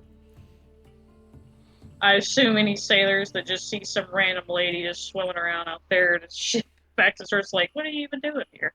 Yeah, they don't even seem to notice you. It's kind of dark out. It's raining hard. They seem to be all occupied with whatever work they're doing, trying to hurry up and get out of the rain. So yeah, you get to the shore without any issues. Good. Not even a lost coin. Ridiculous. Something has scoured the bottom of this port of anything of use. I don't know if it is the fish people or the kraken itself. Either way, how dare they get to them before me? Well, That's perhaps that actually- She's like bringing the salt water out of her hair. Perhaps that means it has done your job for you, and once we find and defeat such creature or creatures, there will be a horde awaiting you. One can only hope. Did you see any trace or anything like that? Did you notice any marks upon the surface of the seafloor or anything? No clues as to what might have come to take things?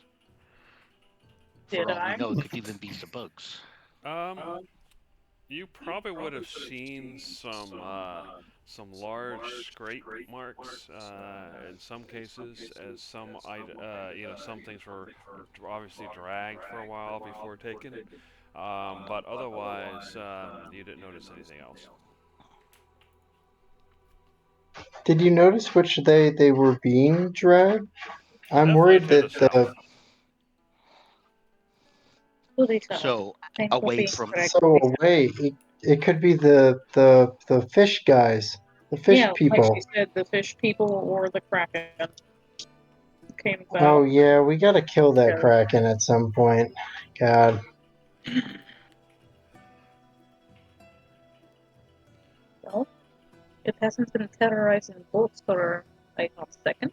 So it, it actually has. There have been several boats sunk by the Kraken. yeah, that was like a while ago. We haven't heard anything new. Yeah, so it was reported that those attacks had subsided, but it is probably only temporary relief. Yeah, it's probably plotting to do something.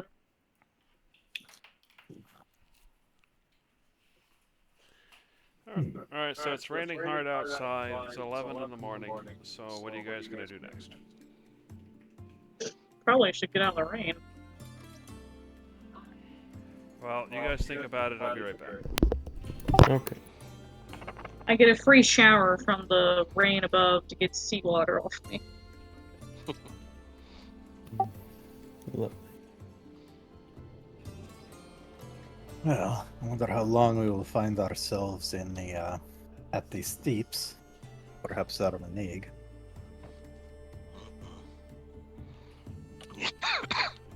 Yes, I wondered too how long this particular path is.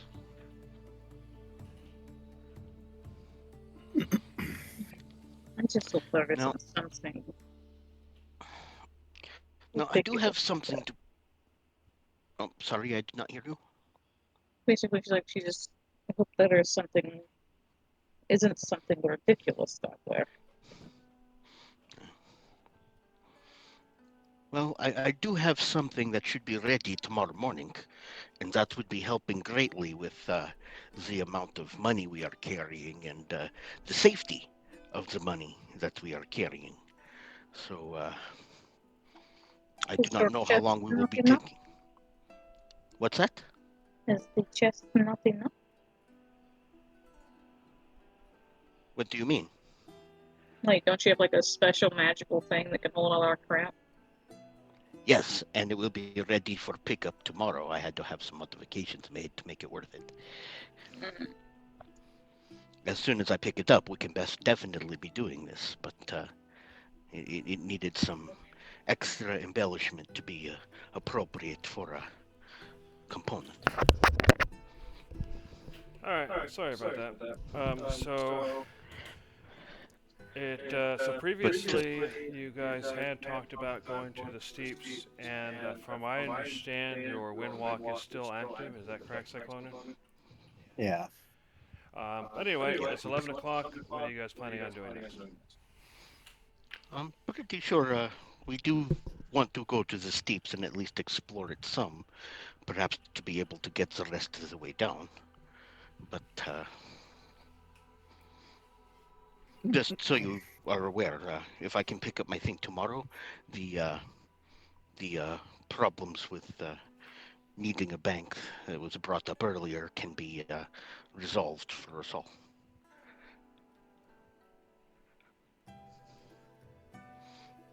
But shall we, I suppose, get ready to go?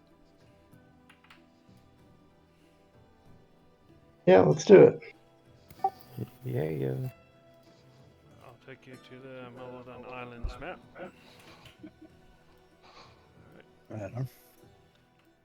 I think I would like to rest outside of town for an hour.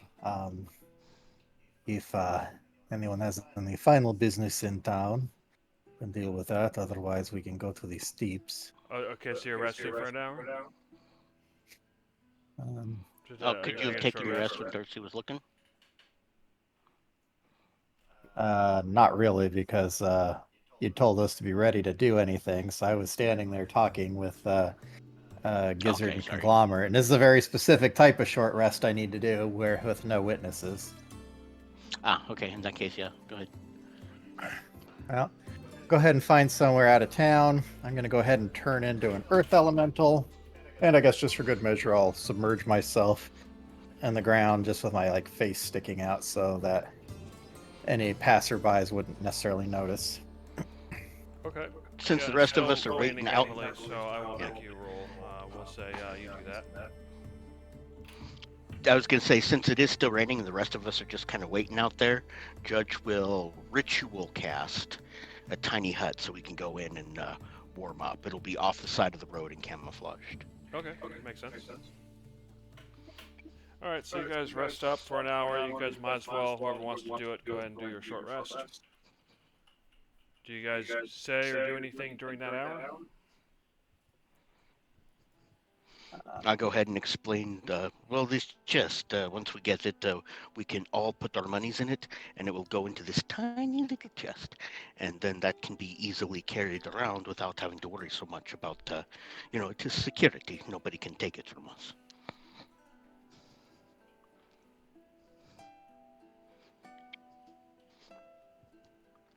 If you wish to do this, up to you.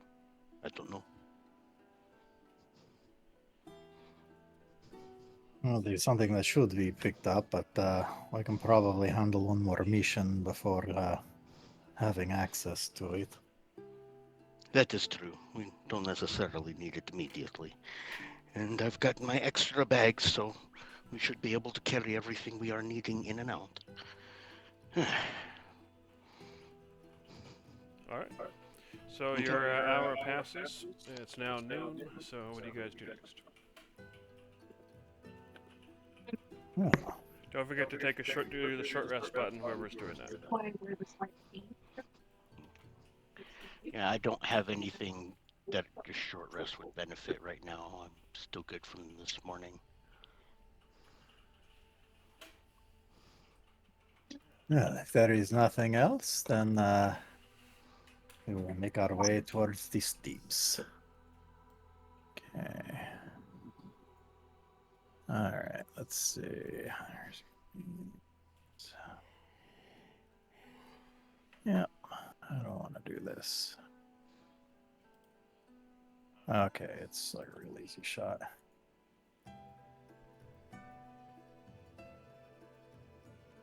Go ahead and stop right here real quick. So, as you're going by, you do notice near the near the edge of the forest here, there's an area where there's a huge number of rocks, kind of strewn about, boulders and various other sized rocks. So I'm gonna go ahead and add that here. Make sure you guys can see that. Ownership. Server. Alright. Alright, you can continue now. Okay, hold on a sec. Let me just make a little change here. Actually, I can change the name.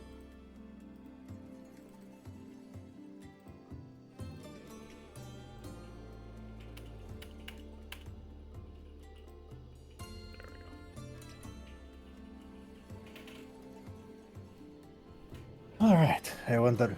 Oh, there goes Judge. He fell off, which is impressive because with Windwalk he doesn't have to ride anything. Alrighty.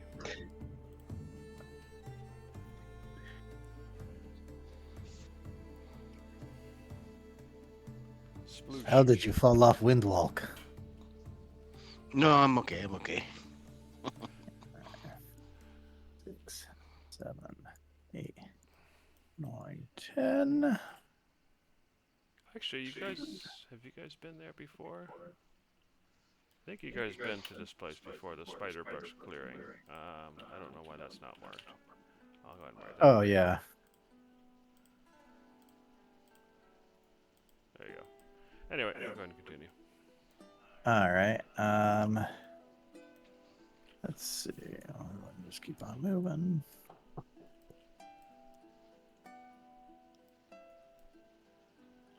That is the Ankus Watch Tower. Yeah, Ankus Watch Tower. Oh, jeez. I lost track. We'll call. Actually, all I can count 1, 2, 3, 7, 8, 9, 10, 11, 12, 34. Maybe an hour? 23. It's a little less than an hour. It's close enough. We'll call it an hour. Fair enough. Alright, so you arrive at the steeps. And I'm assuming you kind of, land and make sure that you are in fighting condition before approaching, just in case. Yeah. Alright, so once you land, I don't know why it went up there. Let me hold on. There we go. So once you land, I kind of put you around the corner so nothing can see you. So I'm assuming you kind of land from a distance and kind of approach. You can hear voices coming from the entrance this direction. You see the arrow? So you definitely hear voices coming from that direction. So what do you do? First, I let me would go like ahead to and switch over to my Go ahead. appropriate form. Judge would like to close his eyes and take a Visibility quick on that. Oh, take a sure. quick peek through. So I'll just tell you what you see. What you see is 6 goatlings standing in front of the entrance to the cave. And you recognize most of the goatlings, although one of them seems to be a bit taller and seems to, you can see this kind of, power emanating off of it, although it's still clearly a goatling. And they're whispering together, and the owl has good hearing, so he catches snippets of it. But The gist of it is it appears that they're here to investigate what happened to the rest of the goatlings that used to have a base here. And they seem to be arguing amongst themselves about who goes in first. Very quietly chuckling to myself, I inform the rest of the party.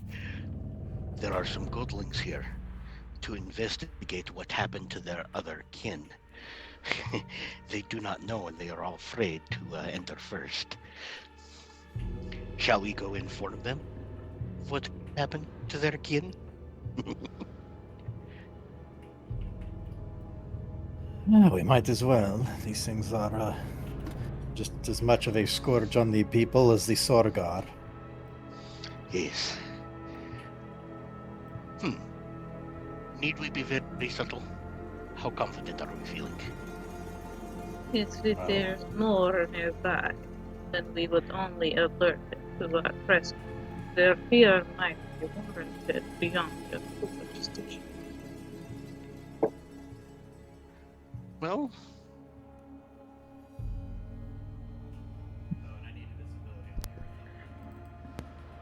All right. And it has night vision, right? 60 feet. This is a player thing. I can't see from it right now. I know that, but Oh. it has night vision. Yeah. Okay. Yeah, it's got dark vision. There you and go. tremor, so- Everything's just white. Everything's white, you said? Yep.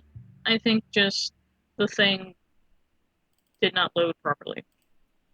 Yeah, you might need to refresh. Because you do have vision.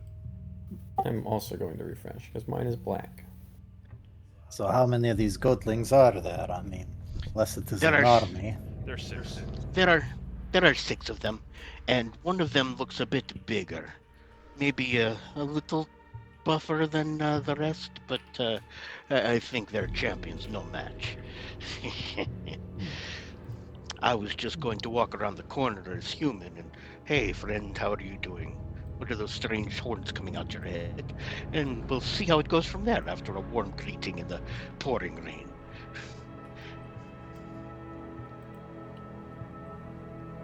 I'm refreshing your tokens.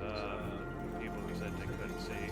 So, Gizzard, Garmer, Darcy, can you I guys can see see now? now. Yeah. I am perpetually stuck at the 99% loading bar. Oh, God. Here we go again. Reload. Conglomerate, can you see?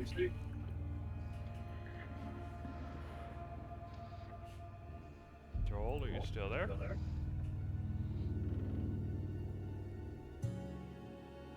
If you're talking, we can't hear you. If you're not talking, we can't hear you.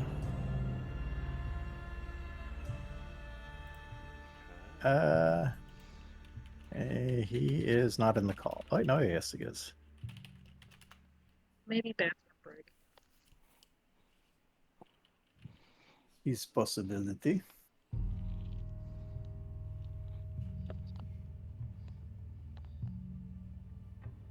Yeah, he must have stepped away then. Alright, so waiting for Joel. As far as Gizzard, you can see now, right? Yes. And Darcy, any luck? I am now on a dark screen that does nothing. She should have vision. Yeah, I see it checked. And there's light out here, so I don't see why you. I don't understand why you can't see. It's not. It's more of the page won't load now. Oh, okay. It could just be me having Oh, bad right, you're not internet. even in the game. Okay, I got it. Sorry. Yep.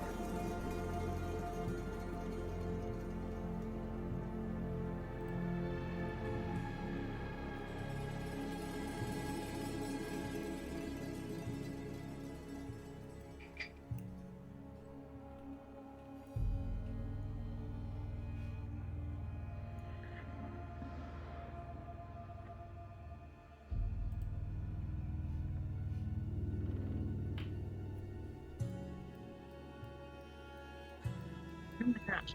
Come on. Oh, While there we're we go. waiting for everybody to either come back or load in, I'm going to turn the grid on. 'Cause it sounds like combat's probably in the future, but at least so we're ready. Yeah, Okay. unless anybody had any real objections, I'm pretty sure Judge was about to start it. Oh, looks like I've you're never had back, a Joel. true conversation with the goat people, so I'm kind of interested to like figure out what goat lady, but not as bestial meets bestial goat people, how that interaction goes. Just a curiosity. Not quite same species, but similar. Hey, yeah. Hey, I just got back. Sorry. Welcome. Okay, so you went away. All right, got it. So can you see the screen? Yeah, I Map? can. Okay. Oh, thank God it finally loaded. And Darcy, you can see the map? I can see, yes. Okay, great. Not Go ahead. not 100% sure where you left off, Conglomerate, but we are about to walk around the corner where there are 6 goatlings, and they're all arguing about who's going to go in the cave first because they're here investigating what happened to their friends. Oh, nice. Okay, yeah, let's blow them apart. Oh my Yeah, God. Judge was just gonna walk around the corner with a warm welcome and say, "Hey, how you doing?" and let the chaos ensue. But I believe Darcy wanted to try talking to Satyr to Goatling. So Yeah, I've tried to talk to them before, and it doesn't go very well. Well, you're a bug. I actually look kind of like them partially, so I'm just curious to see if there's any common ground because goat, who knows? Also, I'm a bard, kind of my thing. Let's see if I could talk. Fair. Talk. Well, talk while that's to them. going on, then I'm gonna merge into the cliff wall, and then I'm just gonna kind of follow it around so that I'm close by. Okay. Fair enough. So you guys just go ahead and move yourselves to where you want to go, because currently they don't know you're here yet. What do you mean I lack permission to update my token? Get out of here. You can't move your token? Oh, there it goes. There it goes. Okay. It's just being like, oh, you lack permission to update your token, blah blah blah blah. And I'm like, I don't want to update. I just want to. Oh, fair enough. Yeah, that's true. To update the tokens, you don't have permissions, but you should have your character sheet and all that. It's just anytime I click on it, it's just like you don't have permissions. I'm just like, shut up. That's weird. I'm sorry. I don't know why you're doing that. You should have full control over everything. Oh, I have control. It just that thing pops up all the time if I I'll click look on at it. myself to I'll move. look at it later then. Alright, so you guys show up, and the goatlings notice you, and as you arrive, one in particular steps out front, and he says, no, come here. You go away. And why? As I become the voice. Because this is our place. We found it first. We have people. We had people inside. Something killed them. We need to find out who it is. And none of your business. Maybe we can find out, and you don't have to. Go ahead and give me a diplomacy check or Yay. persuasion check. And I am in my normal goatee self. Telepathically to Darcy, I'm gonna say, you could tell them that a stone creature lives in this cave, and the goatlings tried to run afoul of it. All right. I can see you in the rock, right? Maybe just barely. I've got my face stuck out just so that I can see what's going on. I see your little putty cat face. Brain chime back at you. Would you like to play a game of Book the Goat? I go in to check it out. You go through. They run away. I could do that. Let's of us survive. We both goes well. But before you do that, go ahead and make your persuasion check. Persuasion. I don't get anything from being goat 2. Not really, but with a 25, you apparently don't need it. The goatling says, I am the leader of this band, and I officially say that if you wish to go in and look for me, look for us, and you can go in first. Oh, how noble. Wanna side-eye these fellow goaties. Clearly, I'm the best one here. We'll decide. I'm gonna go ahead and move over towards. I'll kind of intercept and then peek out at near the cave entrance. Actually, kind of around. Actually, let's see where would be a good spot. When the entrance opens, does this cave widen up at all? Yeah, it does widen a bit from the entrance because you can see it's actually wider here than it is the hole itself. All right, I'll try to pop out somewhere where I wouldn't be in view too much from the outside. But okay. All right. So the leader kind of walks around and watches you walk in, Darcy. Alright. I'm sure whatever it is, it can't be that terrible. Alright. Do I see your little melded rock face? yep, I'm poking out again. Alright. Chime in your brain.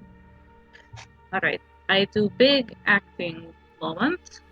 Oh no, big scary monster, you do you and try to be as scary as possible. I scurry out. Hopefully they really. Very well.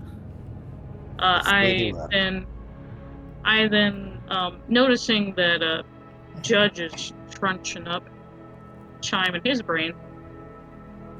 Yeah, I've been following you the whole time. Yeah, You just you're walk not right exactly a light stepper, Mr. Tall Man.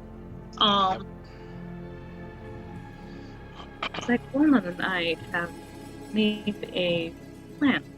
He acts as stone monster that gobbled up goat. I act like scared wanderer. We run out, and hopefully they all run away. Less for us to deal with. Not being able to telepathically communicate back, Judge smiles and nods. A big grin. Alright. In that case, I'm going to go ahead and telepathically to Darcy. I'm going to move into position over near their lair so that I actually have to come down the hallway. Okay. So I'm remelded to the rock for this. Okay. I look to Judge. I'm like, You wait here. I will go further. Okay. right. Okay. Is Goatman still watching? Yeah.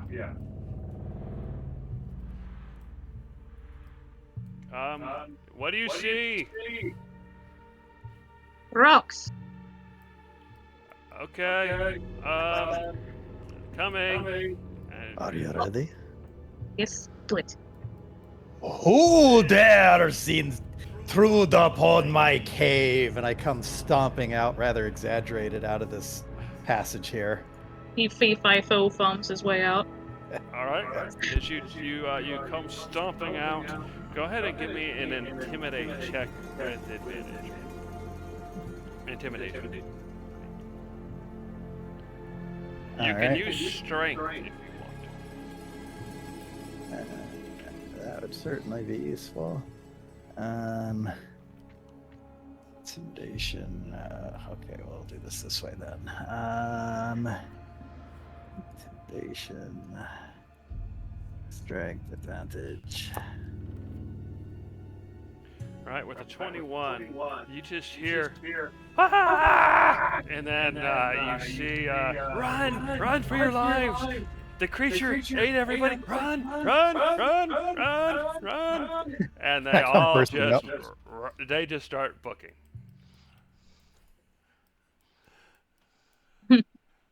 Come back here again and I eat you next. They don't even look back, they just run. The bug. Walking up over to Darcy, Judge will just go ahead and say very quietly, I'm wondering if letting them go was a good idea. I am hoping they're not killing any mortal humans on their way to wherever they want to hide. I believe their fear is far more in their own sailor skins than trying to rob any human. Alright. Just figured I would check. So, how did you like playing the abominable rock cat? Yeah, this is much more entertaining to scare someone when it is done on purpose. Well, we should do this more often if it seems to work with them. Speaking of, how is Sebastian doing? I forgot to ask. Go ahead and Yes, stop real quick. Darcy, you probably want your illumination, right? Yeah. And There you Judge will ahead, activate Judge. his thing as well. Sorry, Judge will activate his thing as well. I think yours is already on. Let me actually double check. Someone has one on it's because it was definitely giving on. Okay, light. put it back on. Yeah. If I gave him more power, he is able to cast a cantrip now. It is a simple lower end protection of sorts spell. Knock something back. Perhaps you heard the thunderclap of it in the courtyard. Oh, is that what it was? I did not think the rain was quite enough for thunder, but the weather is what it is. I'm having kind of an odd question here, Miss Darcy. Just a thought, I'm not sure. But originally you had him empowered with a vicious mockery, yes? Yes, but I did not allow him to have such a power in case he say something in anger and murder them. Ah, okay. That is what I was going to ask, because I if choose you, this on purpose. but if you had reinvested the power from your first level into him, could you not have taken the original cantrip and given it to him as a cantrip? I do not want such power to someone so young. Also, mortals can get tempted. Okay. Words Well, I are just easy to flow from mouth without thought. It is hard to take something of such potency back, let alone something that would hurt. That is true. I just figured that the vicious mockery is more easily concealable than a loud explosion, which would most definitely bring fear of magic drawn upon him. Perhaps it is necessary. I rather him know that it would draw attention, purpose, than to use it out of anger and cause death unnecessarily. I have my reason. Ah, okay. So it is to temper and limit his actual use, so he is not using it wantonly. All right. He is I at was just trial. curious.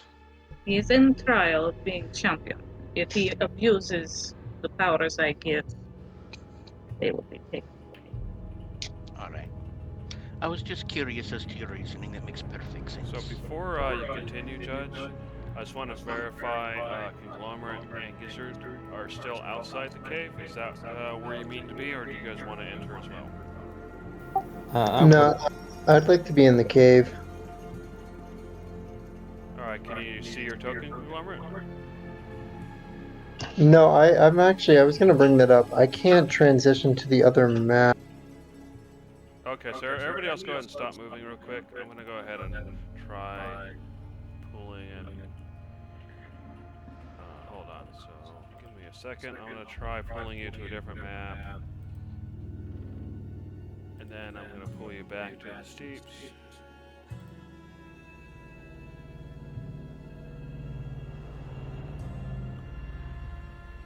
What the hell?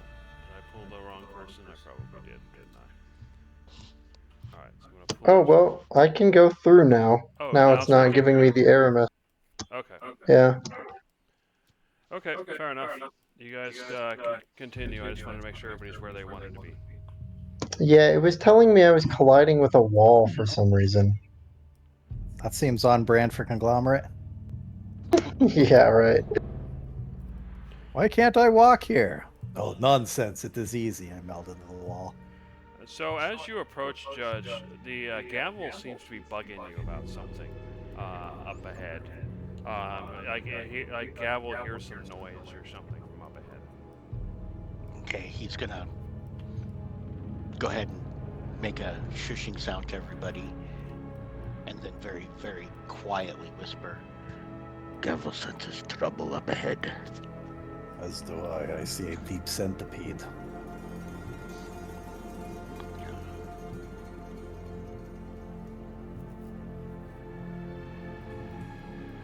Alright. Sorry guys, I'm going to pause real quick. I'm going to go get the dogs.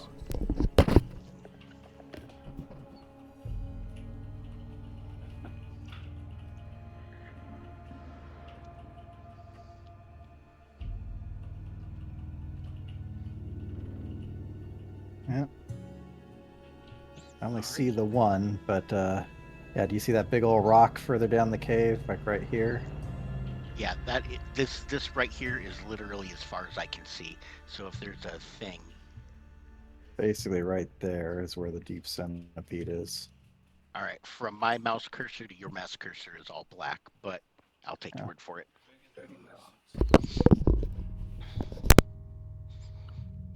Sorry about that.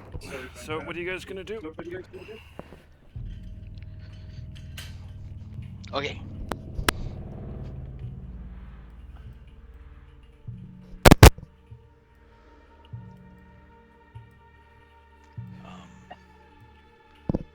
Shall we go take a look, or wait that I did? In fact, here's what I'll do. I'll go ahead and turn the grid on again temporarily.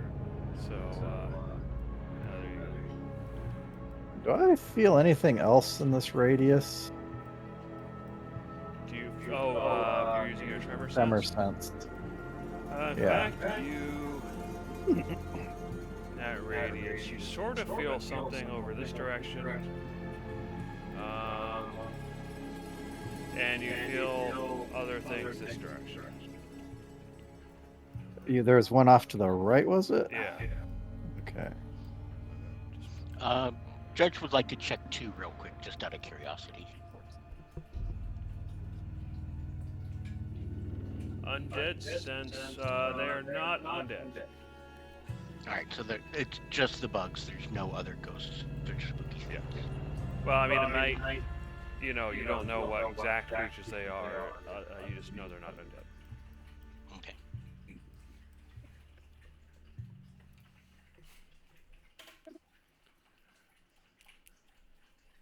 Yeah. Oh, these shoot. Gavel broke again.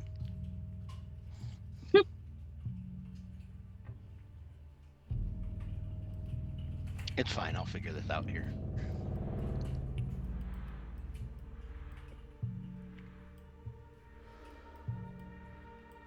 Well, we suppose we should just fight them. I do not think that is going to be avoided, though I see the other one. So there are two deep centipedes ahead of us.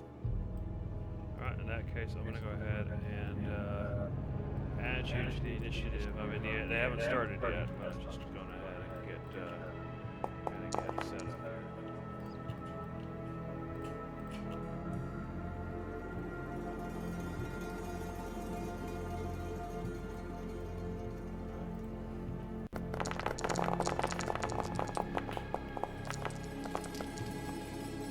I don't know why Gavel's in there.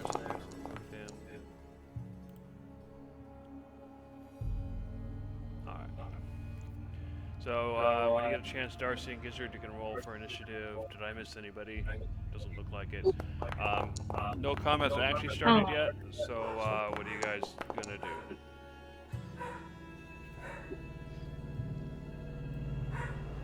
Well, I'm not seeing them, so I'm just taking my cues off of Cyclone in the lead. Hold on.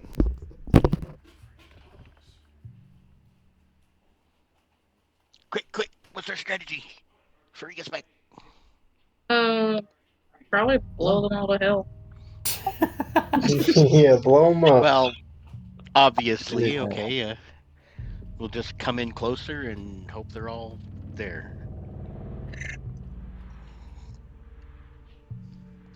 Just don't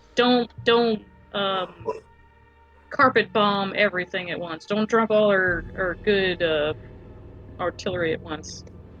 Oh, of course. Just one for each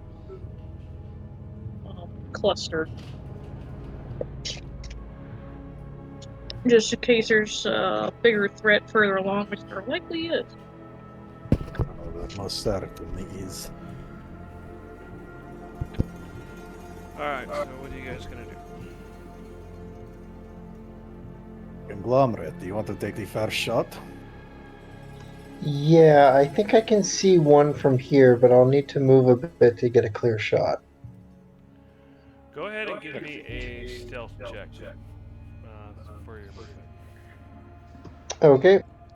Actually, I think I need to close my lantern. Okay. That gives Conglomerate the gloom he needs. Yeah, that'll give me advantage. Well, that was just a regular roll. You said you get advantage, right? Yeah, I should in the gloom, I think. Let me roll again. Yeah, because you're going to be going into the gloom before it matters. So Yeah. If you have to, just like Wow, look at that. So go ahead and move yourself to here, and then stop. Where? One Could in you mark it 400 again? chance. Yeah, so just go ahead and move your. Yeah, that's good enough. All right, so in that case, we're going to go ahead and start combat. Yeah, that was crazy luck on the. Wait, rolled. That's insane. Look at all that. Because basically what happened is you moved forward, you tried to be stealthy to get into position. It didn't quite work because at least some of the, at least the nearby creatures noticed you, and they started moving, and then it went. So the first creature then is just going to move forward.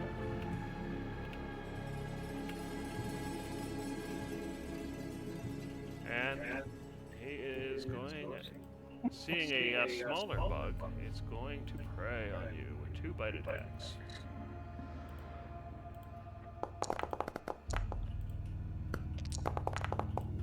So with a 19 and a 17, I believe those both hit, correct? No, I have an AC of 20 now. Oh, you do? So neither of those hit. Excellent. Yeah.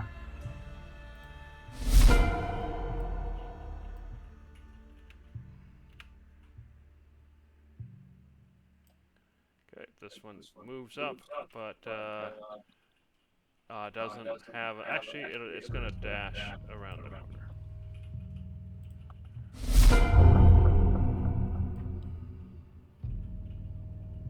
Okay, another creature moves. You can hear it moving, but probably can't see it.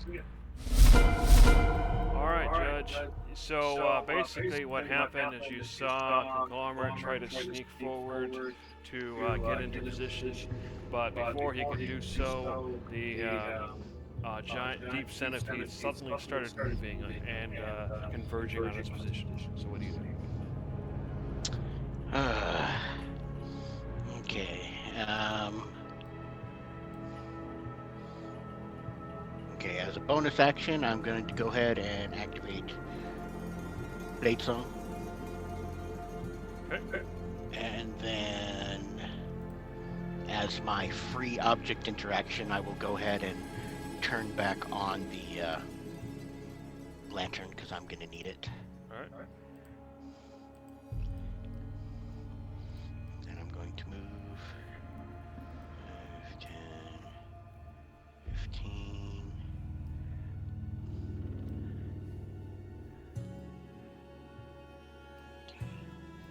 as you get deeper in the cave, you can see a deep centipede around the corner, more like the shadows of it. You can see one in front of an conglomerate.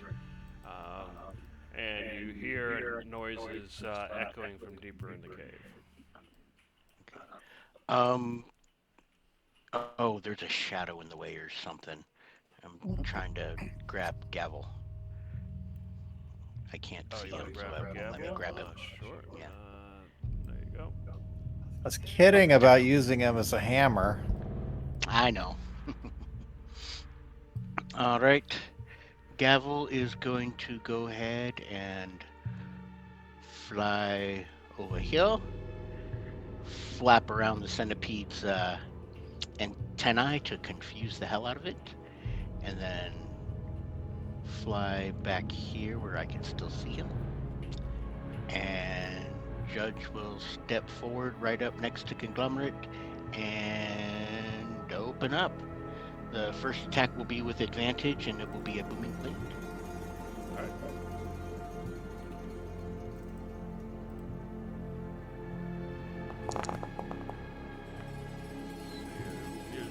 Your blade is magical, so it hits. So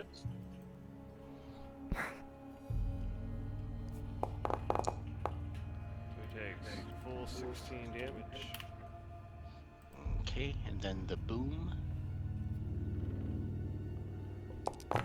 Thunder's boom echoes through the cave as he takes another 16. Alright, my second swing.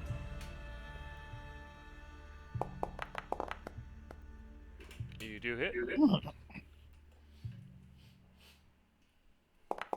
So you slash him deeply for another 20 points of damage. Nice. Okay. The creature is now bloodied. You can see it's leaking fluid several different places. Alright.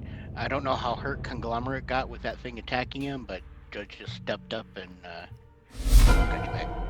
Alright, Gizzard. Yeah, thank So you can see that Judge and Conglomerate are attacking a deep centipede. It is bloodied. You don't see anything else from that position, so what do you do? Kong is getting hasted. He's getting hasted, you said? Alright. Yes. You are surrounded by faint ethereal music from the next one. So the rest of you hear music coming from this direction, but it clearly isn't Darcy. Alright, intern and ready. Alright, so you're gonna join the fray right now. You stop there. Alright, Darcy. You can see a deep centipede getting beat on up ahead. What are you gonna do? You joining the beatdown? Currently, there's pillars in your way, so you probably need to get I around can it first. see it. I can still see the thing.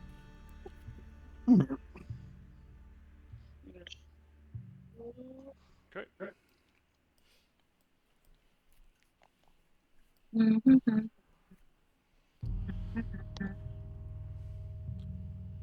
Eldritch Blast.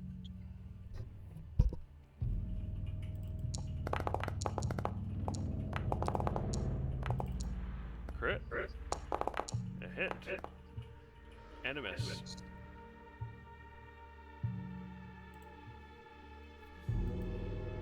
That's close enough to 3 hits. Mm-hmm. And Judge, these guys are weak to thunder, so I forgot to, what was your damage roll for Booming Blade? Let me check that. Oh, 16. Alright, so he takes another So that turns 16 into damage. 30. That was good. Nice. Alright, Darcy, it looks like you got 12 points of damage. 12, 7, and 5 and 7, looks like. Don't you get a third one? 5. Didn't that one miss? Oh, you did. It did miss. Oh, yeah, you're right. All right. So 2 of the bolts hit. You can see the creature is squirming, and fluid is leaking in multiple places, cracks throughout the body, but it is still alive. Hit enter when ready. All right. So Cyclone, and the creature is nearly dead. What are you gonna do? I'm gonna, whoops. I'm gonna switch back to actually ability to move. I'm gonna, it's almost a waste of feline agility, but oh, whatever. Won't let me go quite far enough. Actually, maybe this will do. I'm gonna go ahead and, yeah, 30 feet. Yeah, this probably should be good enough. This counts as flanking, punching from here, right? Yeah. All right. In that case, set use the feline agility. I'll get here, and basically just kind of coming up under it and emerging from behind. And I'm gonna go ahead and attack the thing with advantage. All right. Let's see.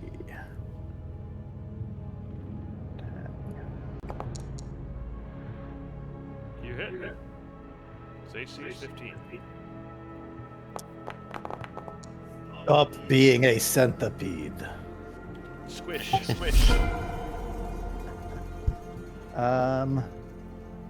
Okay, actually, I take it back. I'm going to use the feline agility. Let's see. Where would be a good spot for that?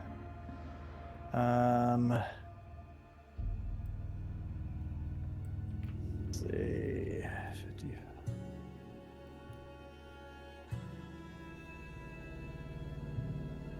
All right, I sort of want to. It won't let me, but I want to kind of merge into the wall over here a bit so that there's a little bit of clearance, and I'm going to go ahead and punch this deep centipede. Okay, it's not gonna work. There you go. That's about as close as I can get. Close enough. Whatever. I'm going to go ahead and attack it with the other slam attack. All right. I use the correct sheet. Come on. You hit. Or 13 points of damage. You slam him into the ground. Alright, that's pretty much. Actually. Yeah, it's my turn. All right. Conglomerate, you are now hasted. The centipede in front of you has been destroyed, but you can hear the sounds of combat coming from around the corner. So what do you do? Okay, I'm gonna move up a bit. As you actually it may be a check. As you move up, you also notice one from up in this direction. Got it. Okay. 1 second. So, because of Dread Ambusher, I think I actually have 4 attacks. So I'm going to do my Dread Ambusher attack first. Okay. I'm going to attempt to split my shots between. Can I shoot the deep centipede above me, or does the curve of the road or the path make it impossible? You can hit this one here, and you can hit this one here. Yeah, you should be able to hit it. Okay, then I will split my bolts between the 2 deep centipedes. But geez, didn't Conglomerate ever see Wanted? All right. So yeah, go ahead and give me hit rolls for both of those.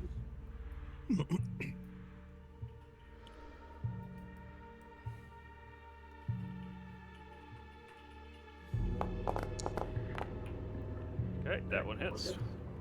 Okay, so let me roll damage on that. Since it's the Dread Ambusher attack, I'm going to get an extra d6, and also I think I get an extra d10 from one of my pickups since these are bugs. Okay. And that's against the one to the north, right? Up here? That's going to be to both of them. Okay. Oh, that's right, because it's one attack roll, and whatever, if it gets... Okay, got it. Okay, go ahead.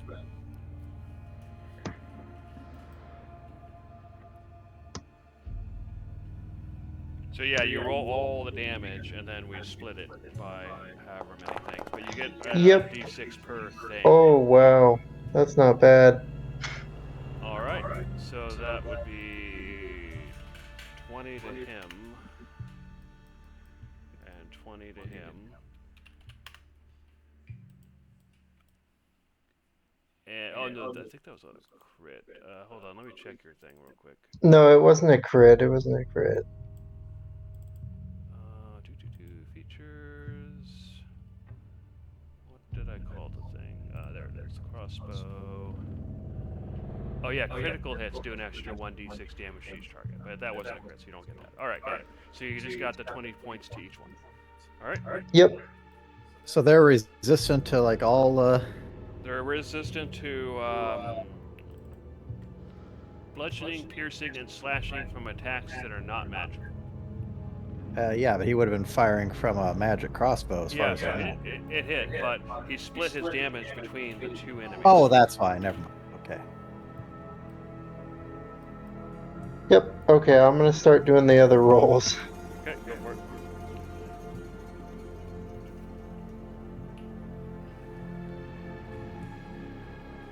Are you splitting between the two this time as well? Yeah, I am. Honestly, I don't know if I'm gonna kill them, so I'm just gonna roll the next 3 attacks to see if I hit. Okay, so that hits.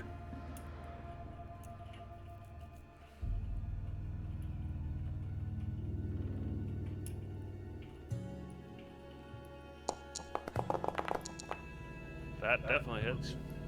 Okay, let's see what that damage is before I roll my last attack. Okay. So you're splitting the damage, so just go ahead and give me the total.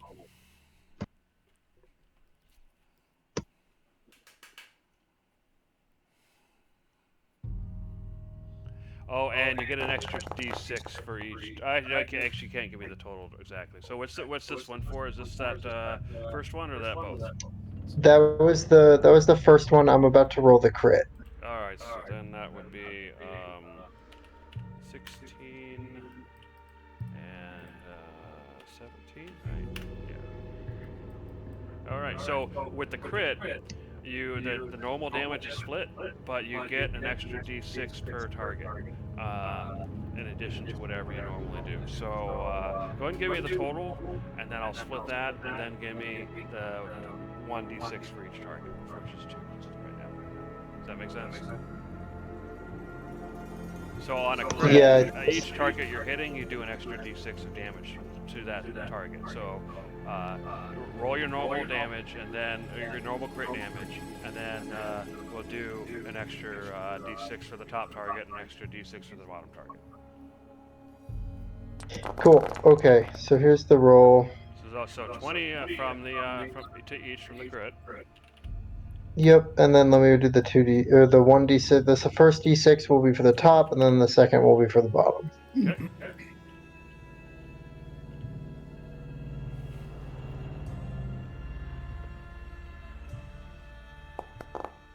Okay, so another one for the top, and another 3 for the bottom. So after that stream of bolts, they're still alive. All right, I've got one more attack. Let's see if I can get him even lower. One more good hit, I think you got him. We can only hope. That one misses. Oh, All those no. bolts miss. So you see the stream of bolts going out and hitting both targets. You can see that they're both hurt badly, more than bloodied, and a bunch of bolts, red bolts, sticking out of each one. They glow dimly in the darkness. All right. Okay, well that's my turn. Sorry that took so long. All right, turn it ready. All right. What's this guy gonna do?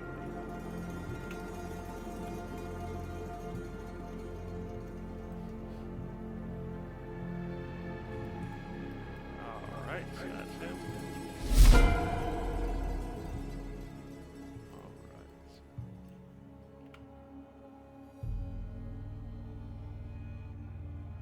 All right, so you see one deep centipede go away. You know, he goes around the corner, and you don't see him anymore. You see another deep centipede approach, but kind of go behind this big stone here.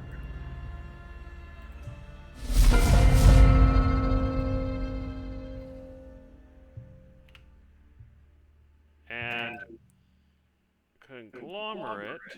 Let's see. Actually, let me try something real quick. Let's see. Make a. I'm gonna go ahead and make a stealth check. Private. Normal. All right, and then conglomerate. Your passive perception is 17. Okay, so you happen to notice crawling on the ceiling a deep spider. He is it's attempting to be stealthy. You can tell. You know, probably gonna idea is probably to crawl on the ceiling until it can drop onto somebody. But unfortunately for it, due to your passive perception, you notice it up there in the darkness. Okay, I'll call it out to everybody. And then finally, this deep centipede is going to multi-attack against the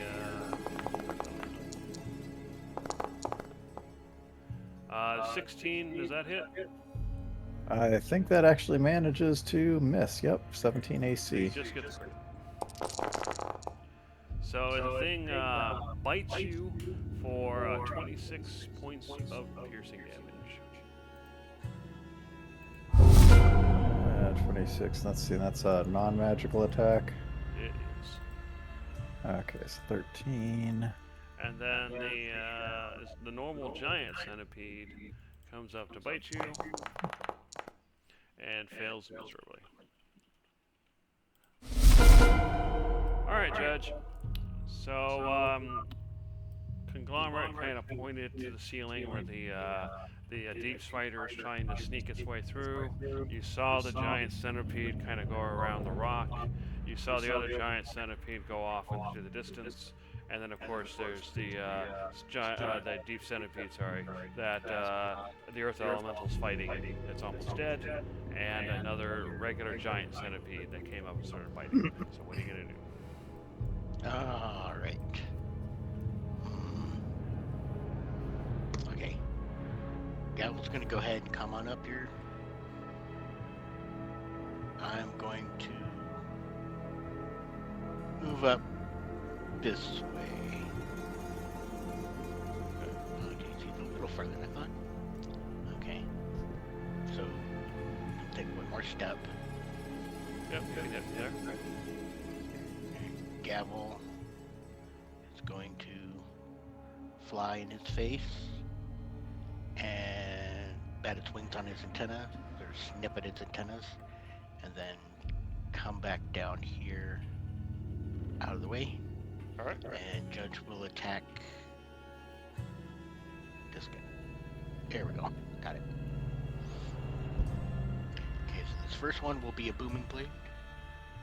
Come on, work. There we go. Okay, you strike. You hit. Yeah.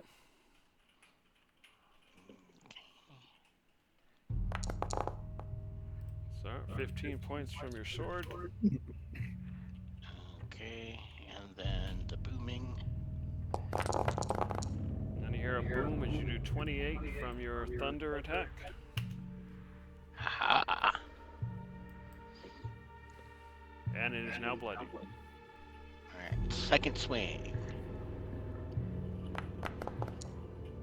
You hit.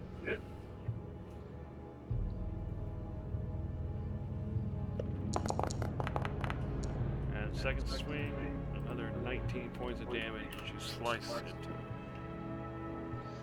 Okay, and then bonus action.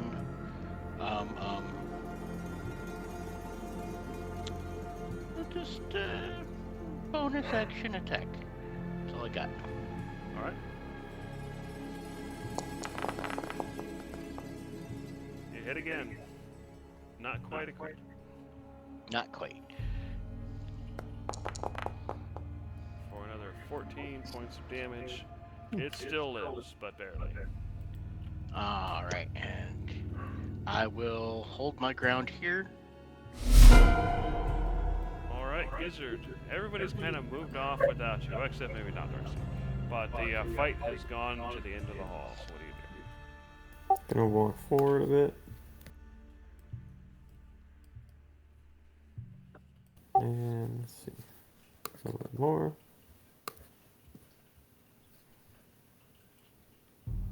Okay, I can kind of see this deep centipede. Yep. I'm gonna throw some Eldritch Blasts at it. Against this one? Yeah. All right. First one hits. Second one hits. And third one misses. Okay, so 6 points. And 10 points. Okay. And it's 13. not dead yet. I'll just tell you it has. 13 points, not 10. Yeah, 13. Oh, 13. Yeah. Oh, it is dead yet then. Oh, there we go. That's my turn. Excellent. Okay, let me make a roll for you.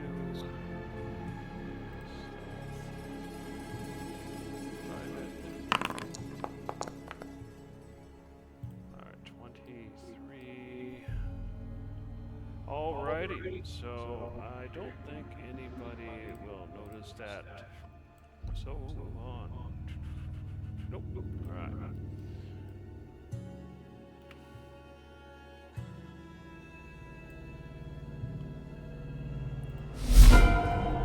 Alright, Darcy, you can see the fight has gone to the end of the hall. What are you going to do?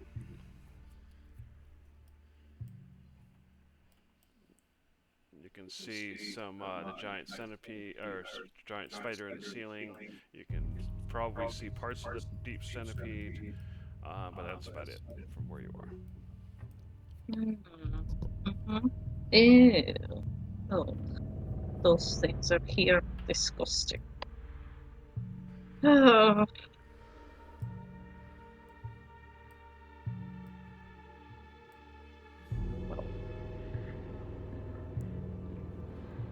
Time to do some book extermination.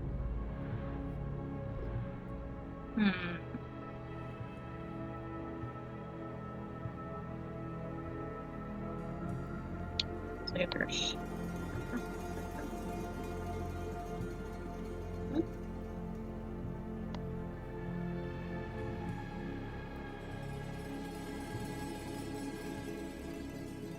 Alright. I think if you move it over slightly, it'll work, so I'm going to go ahead and just put both these guys in there. I can't see beyond the pillar, so yeah, just go ahead and put them in there. Alright, so the spider fails, the centipede succeeds. Go ahead and roll damage. And it does half on success, right? Mhm. Yeah, okay, great. Actually, it's gonna do full damage anyway, because thunder damage. Oh, it is thunder. So yeah, so the spider takes 12 because the spider's not vulnerable to it, but the centipede will take 6, but that gets doubled because of vulnerability and take 12.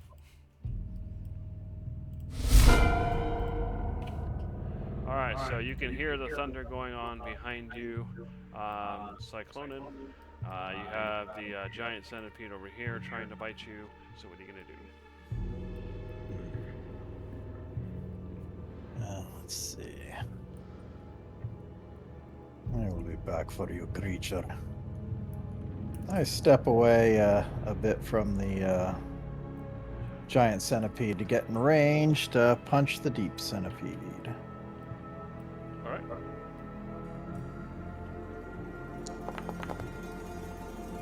You hit. Pretty sure it's a guaranteed kill. Let's see how much it is. All right, it had 2 hit points. You just All push right, it. now I'll turn my attention to the black centipede. do my other slam. Which amusingly has a higher AC than the Deep Centipedes, but you still hit. For 12 points. Which does hurt. Is bloodied, but it's still alive. Alright, well, I'm going to go ahead and do my best to block this area, and that is my turn. Alright, Conglomerate. You can see the deep spider over here on the ceiling still. You can see the deep centipede was destroyed. So what are you going to do? I really want to get rid of this spider, so I'm going to...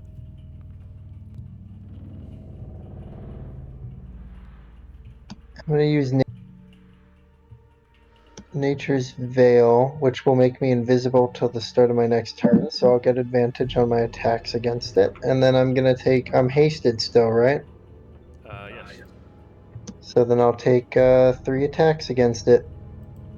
Alright. Alright, we now know about Golgotha. Sorry. Oh, I don't know where that came from. Apparently, it's connected. Anyway, go ahead.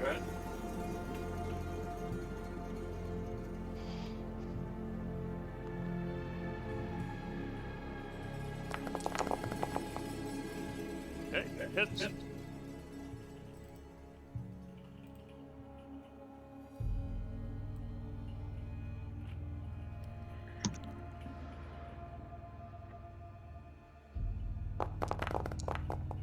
Okay, how does that do against it? For 28 points of damage, it definitely strikes it. It definitely hurts it. Okay, it's got a lot of health. I'm just going to roll my next 2 attacks right now. Deep spider. Did we encounter these things in the Sketty Cave? Yes. They were everywhere. They're nasty. They almost murdered us. They murdered me specifically, for sure. Is Alright, the that damage you're doing able to knock it off the ceiling? That hits. I don't think so, but no. I could carpet bomb it, but you might get carpet bomb in the process. That's a little friendly fire. Alright,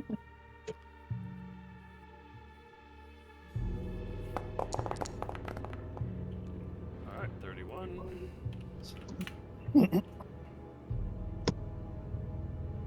Is that the total? Other.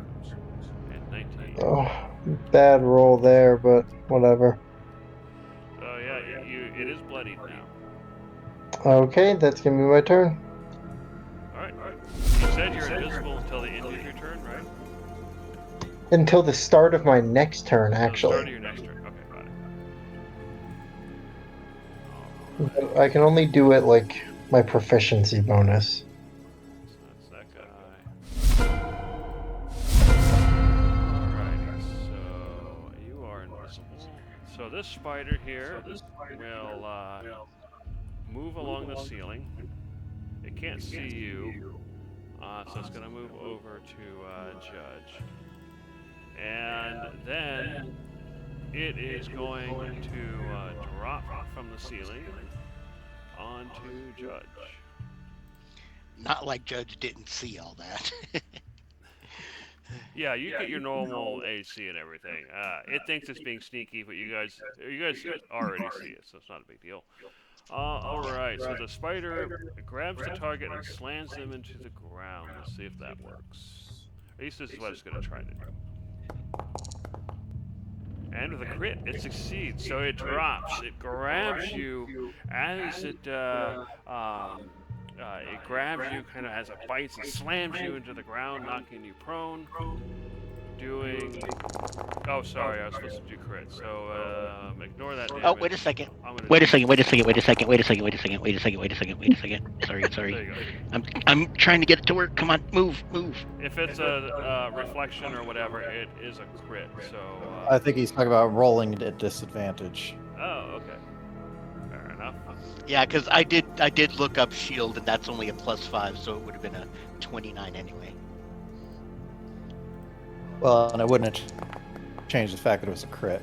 So 27. So it's no longer a crit, but it still hits, right?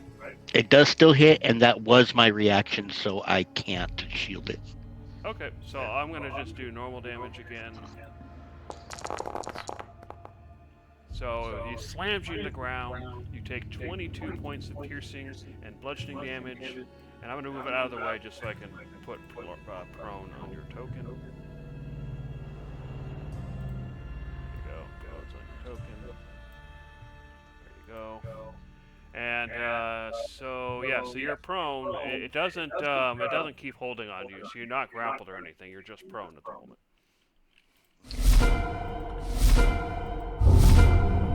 Okay. So the giant centipede is going to bite at the earth elemental. It's going to fail. Alright, so you currently have the spider on top of you, Judge. You are currently prone, so it takes half your movement to get up. So what are you going to do? Gavel, brave Gavel, is going to fly right over and flap in all 8 of its beady little eyes. And then, well, actually, no, he has to come back this way because I can't see otherwise. So I have to make him come back here. Okay, Gavel flies around the bunch. Alright. Yeah, sorry. That was not the path he took. It was more of a straight path. I just couldn't get him. Sorry, say that again? I just couldn't get him to move right. He did fly crazily. I can't really tell what you're saying, but you can stab him from where He's you are. saying the movement wasn't representative of what actually happened. Oh, okay, fair enough. All right, and then I am going to spend half my movement getting up, and I am definitely going to slice into the spider. Fair enough. I'll go ahead and kind of move you out of the hex then, or out of the square. You get up. Go ahead.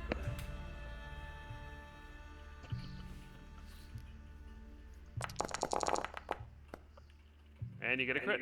Yes. All right, damage and the booming. So 22 damage from your sword. You slice.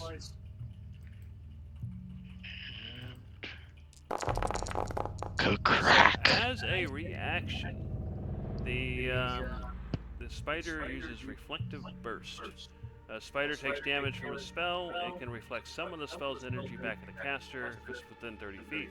The caster must make a DC 15 dexterity saving throw on a failed save. The target takes 48 damage of the same type of the spell, or half damage on success. So go ahead and give me a dexterity save. Meanwhile, I will take the damage.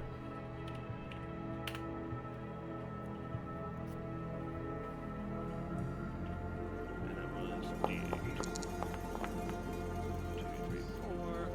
So you fail, so you take the full damage, which is 15 thunder damage. So the power of the spell hits it, but some of it's reflected back at you, doing 15 points of thunder damage.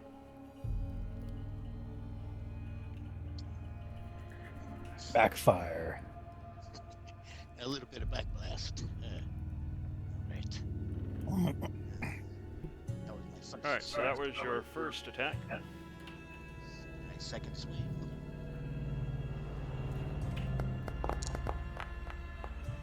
You hit it again. For another 18 points of damage, killing it. Spider. That was half my movement. I will move down here to check, see how everybody else is doing. Alright, Gizzard, you saw the spider drop down on Judge, knock him to the ground, and then Judge kind of get up and kill it. But for some reason, some of Judge's magic hurt himself. So what are you going to do? I'm gonna shoot at this giant centipede over here. Okay.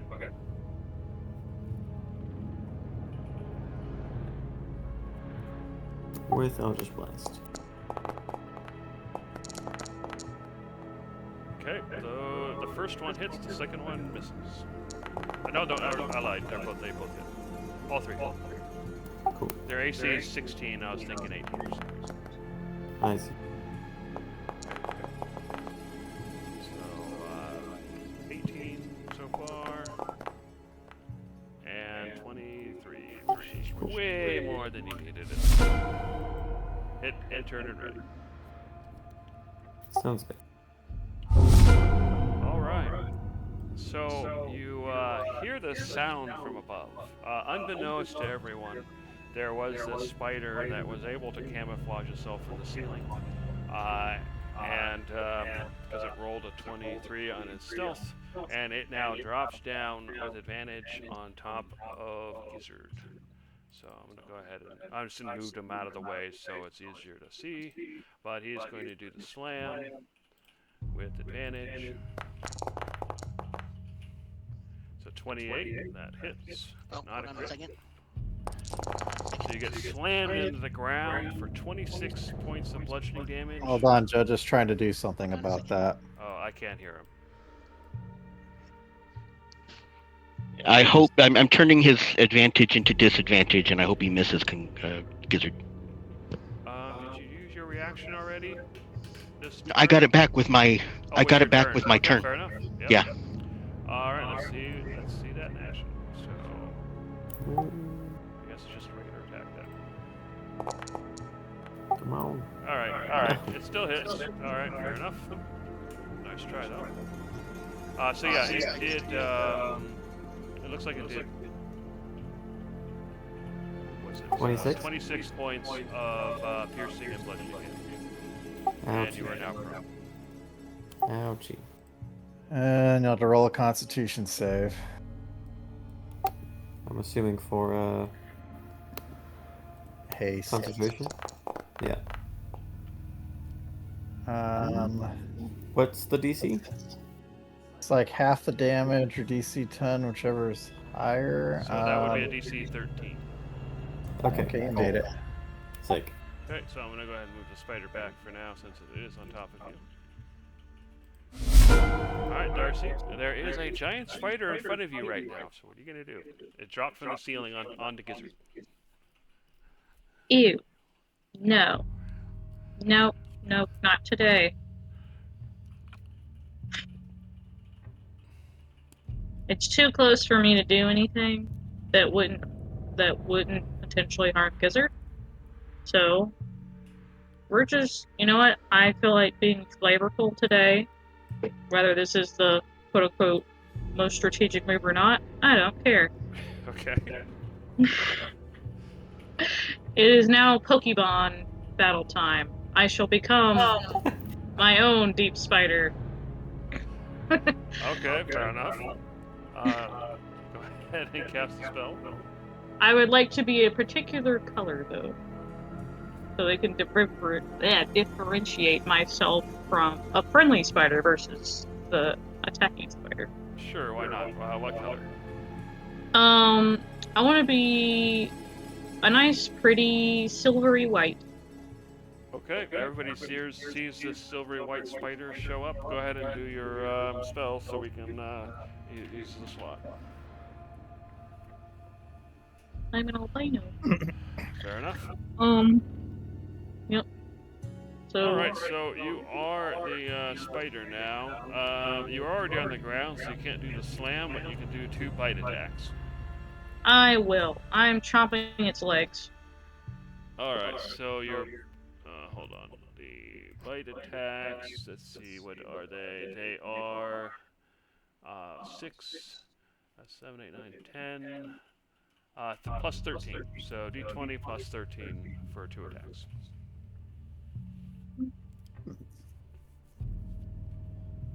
What So CR just are roll. those things? 7.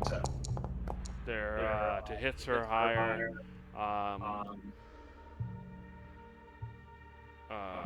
The hits are higher. They were designed to be kind of on the higher end of that kind of thing. So they're probably they're actually probably tougher than their normal CR for that range. But you didn't add your plus 13, right? But the first one will hit, the second one will miss. So I'll just go ahead and tell you.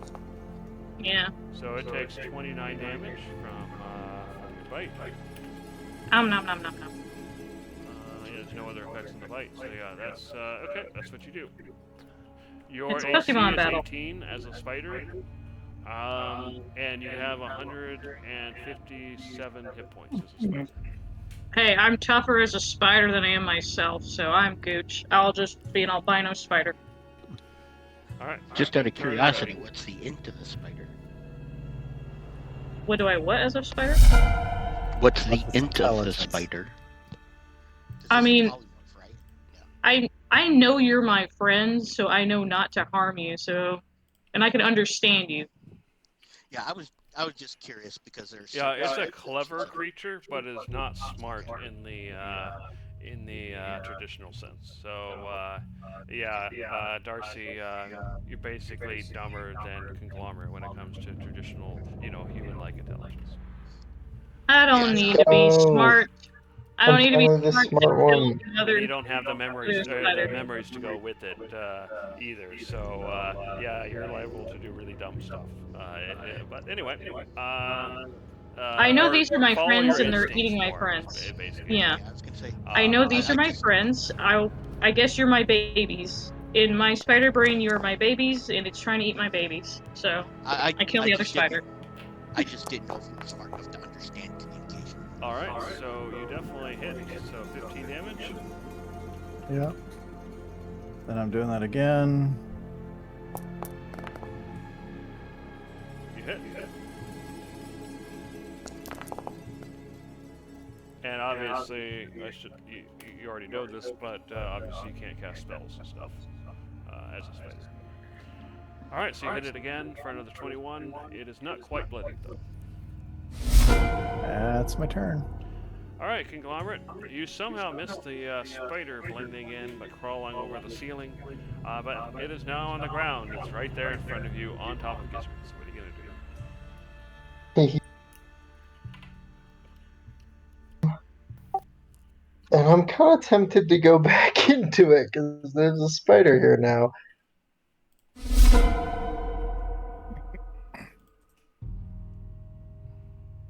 No, I won't. I'm just gonna shoot it 3 times. Okay. Did Gizzard make his con check?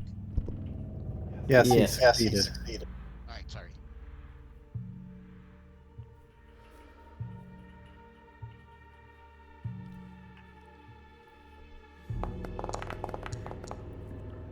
You hit. I'm just gonna roll all my attacks right now. It goes faster. That's a crit. Yep. Let's go.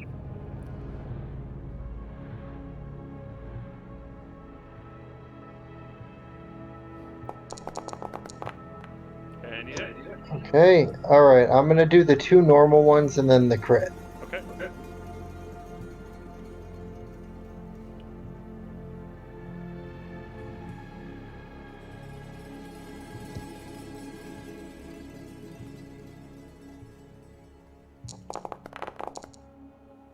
All right, so 25. Yeah, I think it's safe to say it's dead. Not yet. It's still bloodied, but might be dead by the time we're done here. 20, I think it's safe to say it's dead. 26. And then the critical hit, which just needs to do modestly more than the normal attacks.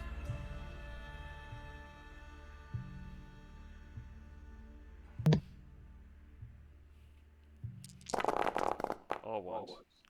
32. It is not dead. That is actually pretty anemic. The roll didn't I have to roll my extra 1d6. Yeah, it's correct. It's just the fact that it doubles the die, but not the bonuses. Alright. -4. And this is No. not dead. So close. Oh Yeah, my that god. did it. Alright.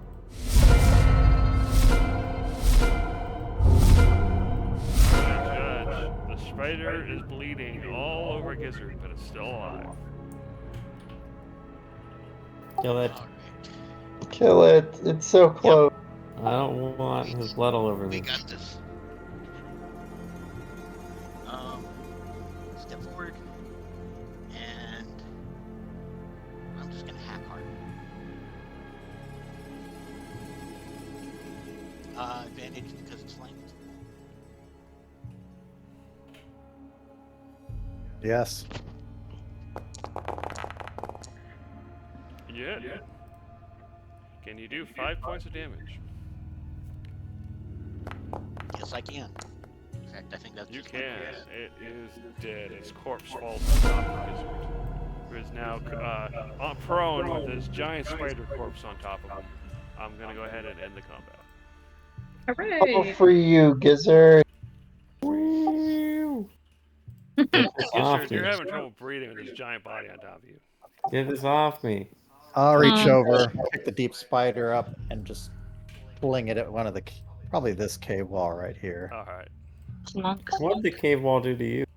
Don't move that. I'm busy with it. Oh, he's gonna The eat it. cave wall is helping me finish off the spider. Well, Kong is gonna eat it. Rawr. Well, I was tenderizing it for him. All right. So you're going to spend 10 minutes eating it, and you regain 20% of its maximum hit points for 20 hit points. So you get 20 hit points. So you're 20 temporary hit points. That's the maximum you can have. So, yep. Yeah, it's good stuff. I'm not mad at 20 temp hit points. All right. Now that you've killed the creature, you know one of the deep centipedes wasn't killed, but it's gone. It basically burrowed away and ran away, essentially. So I'm gonna go ahead and turn off the grid temporarily, or at least until if it's in this case there's more combat. Meanwhile, what are you guys gonna do next? Use my spidery self to. I want to sense if there's anything crawling around or sneaky deakying underground. At So I have tremor sense of the spider. It's gone quiet after that combat. Cyclonin, you can see that the iron stakes are still there. You can't really get through them as an earth elemental, although you could meld with the wall to go around them. Everybody else can kind of squeeze through, but it'd be a squeeze. Is that maybe for Darcy? Can't I just climb across the ceiling and go on my way? There's probably enough space. Yeah, I'll say you can cross the ceiling, and that's not meant to be there, so I'm gonna get rid of that. So Yeah. Alright, so you can see the passage going down again, the passage going up, gravel. Not a problem with the spider, not a problem with the earth elemental. For everybody else, it's very slippery indeed. Can I offer a fuzzy leg to someone to just hang on? I'm gonna grab Conglomerate and Gizzard. You can give Judge a ride. Okay. Judge. And Yeah, let me see. Your strength is 18, Darcy, so you could probably help somebody out too.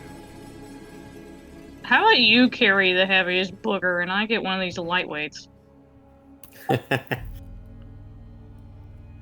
Okay, Conglomerate, Gizzard. Would one of you like a spider ride? Real quick, Yes, I noticed yes, that yes. Judge is coming up behind. Is he still on the call?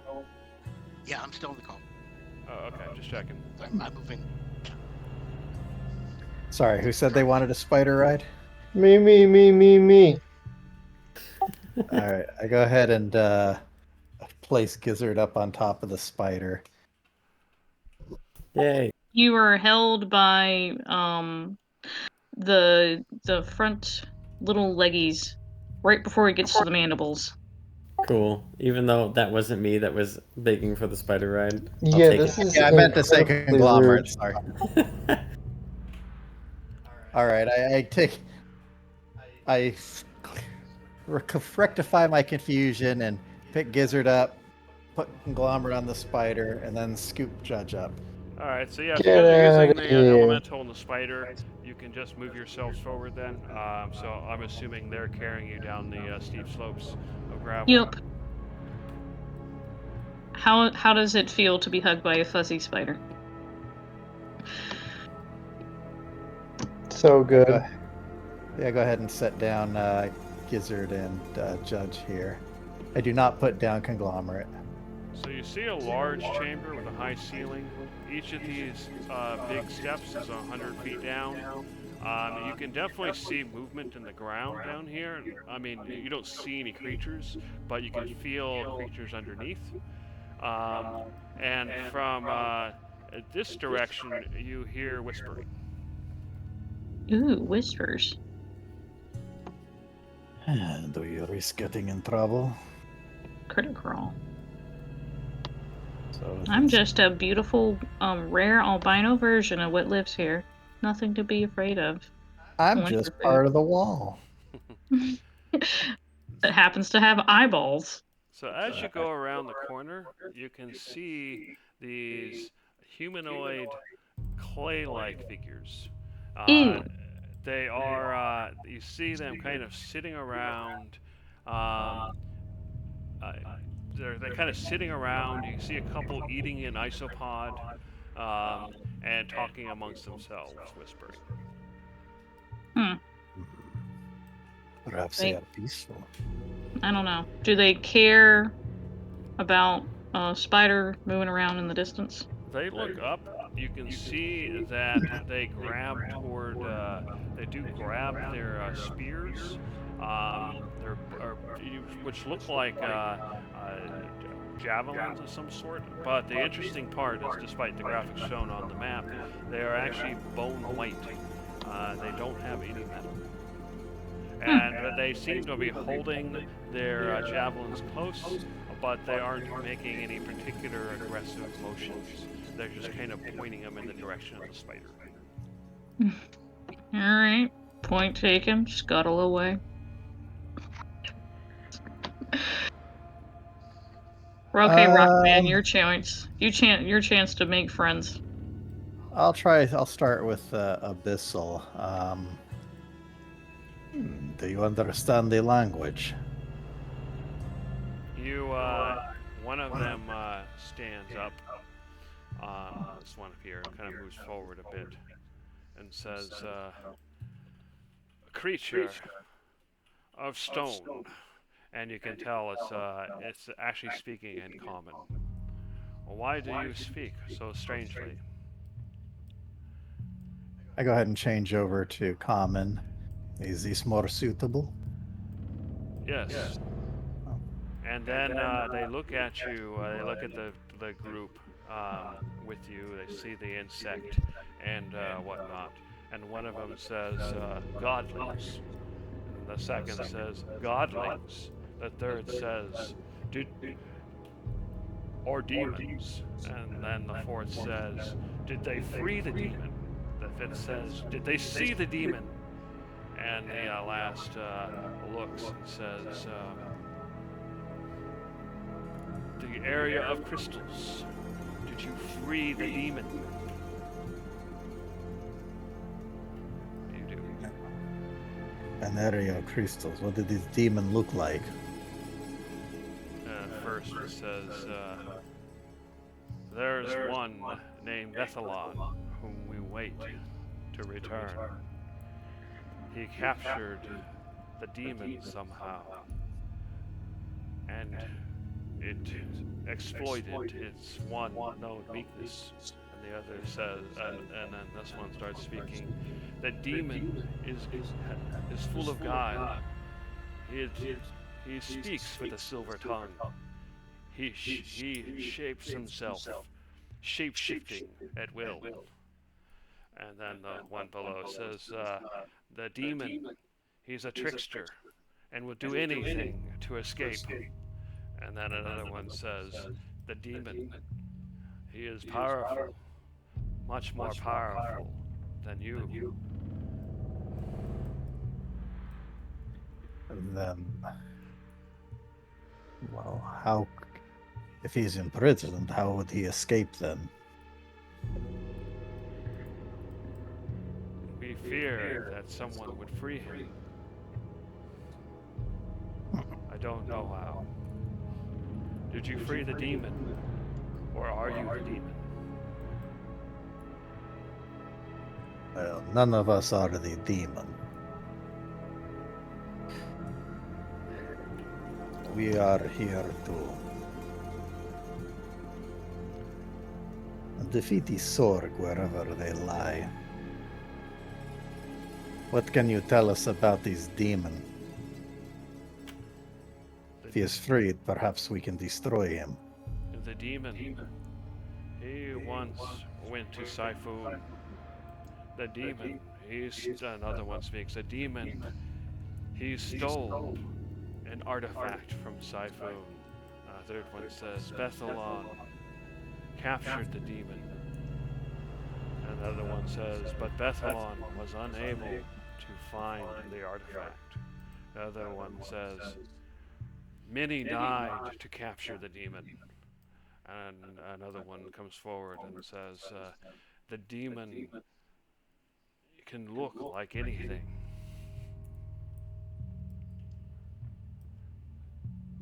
Then how would one identify the demon? Oh, you can see they're thinking for a bit. One of the creatures speaks. Often, he likes to look like a ragged old man. Another one says, to trick That's those not- who would believe his lies.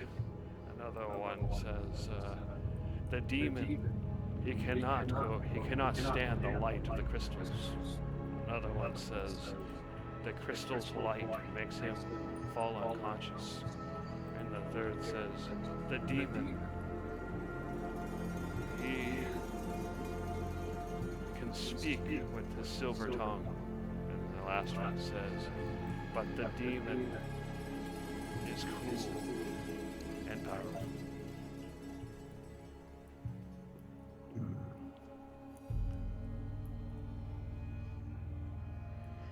Is he not guarded? This demon? The demon is guarded by crystals. He cannot stand the light of the crystals. Another one says, we were supposed to check on the demon, but we are waiting for Bethalon. And another one says, the light of the crystals scares us, and we stay away.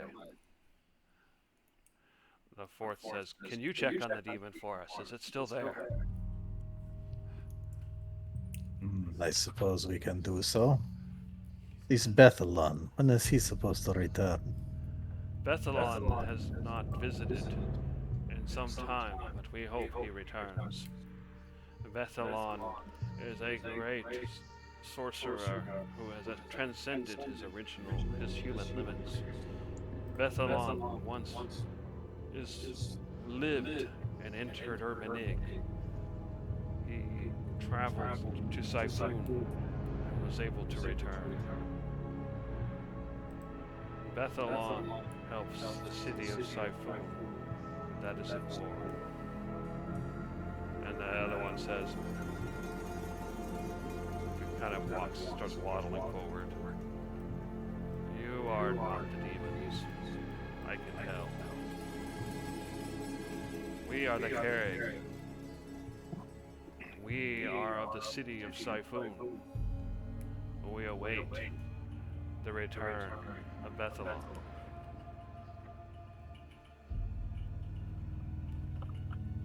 Why are you here? We seek out Ermenig. We seek to eradicate any Sorg that have found their way there. I start moving forward again. And then one says, you wish to go to Urmanig?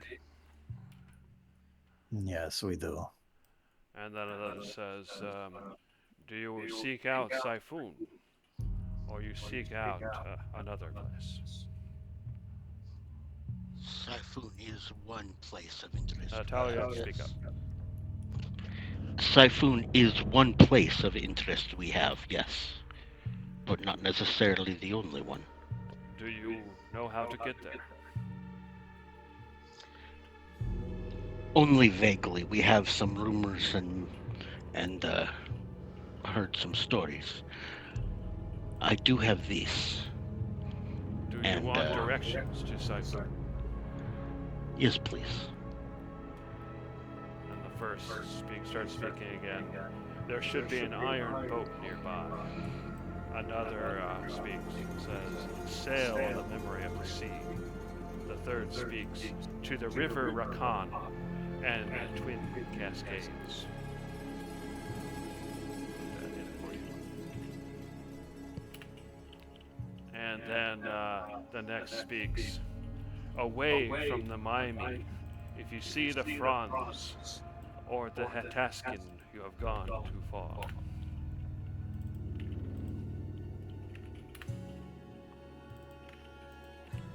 And then the next speaks, arising from the sea, sharp edges atop the city of Siphon.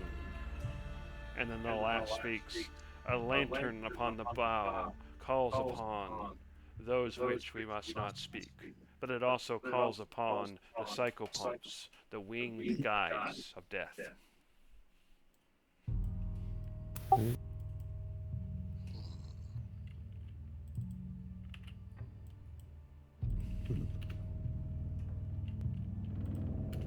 So what would be the quickest way to get to these crystals to check on this demon?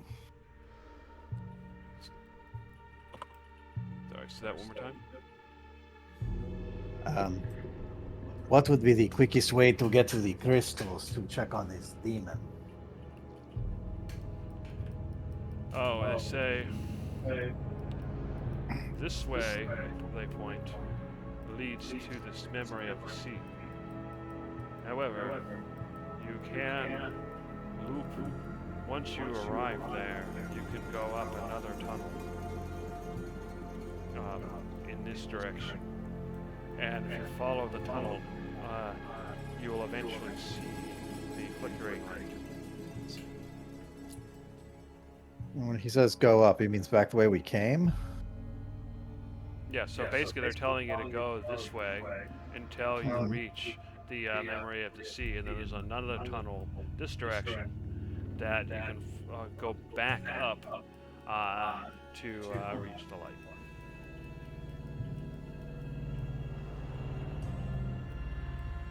Well, we will check on this demon on our way to Ermenig. Okay, the one in the front says, good. Tell us if it is still there or it is gone. And then the next one says, any other questions about what we have told you? And the third says, do you wish to know about Siphon itself? We do. Did any of them react to what I showed them? Speak up again, Tyler. Did any of them react to what I showed them? And I say I do. Oh, wish you to showed know them the about moon about model. Siphon. They didn't even seem to notice you were handing it about. So yeah, you showed it to them, but they didn't react to it. Okay. Yes, we would like to know more about Siphon if possible. Did you say something else, Tyler? Yes, Yeah, we we'd would like to know more. Okay. So the one in front then says, white stone walls, blue glowing light. The next one speaks, city of the Carreg, city of the dead, city at war. The third one speaks, take the iron boat to the port of ghosts, leading to the plaza. The next speaks, beware the lost districts, and the rust despondence. And another speaks, within the Gosp, Urspire, Tower of the Moon, and the last one speaks, the flutes of Hat, the Gresp, the Dresp, the Unsp, the Mesp, the House of Eyes, and the top first one speaks again, the Fane of Sorg, dedicated, where they were they to ridding demons of their hunger, but the dance of hungers, and then he stops. And the last speaks, that is all we will say of Siphon. Very ominous. And I'll go ahead and print it all out, just so you can see. 'Cause some of those names are definitely going to be hard to pronounce.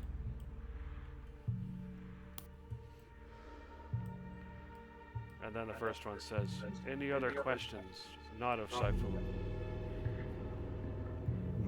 Are there other demons? Other demons? Yes, there are many demons. And another one speaks. As you approach the Eye of Sorg, below the demons rise. Many, many demons. Another one speaks. Once they were trapped in Urbanig.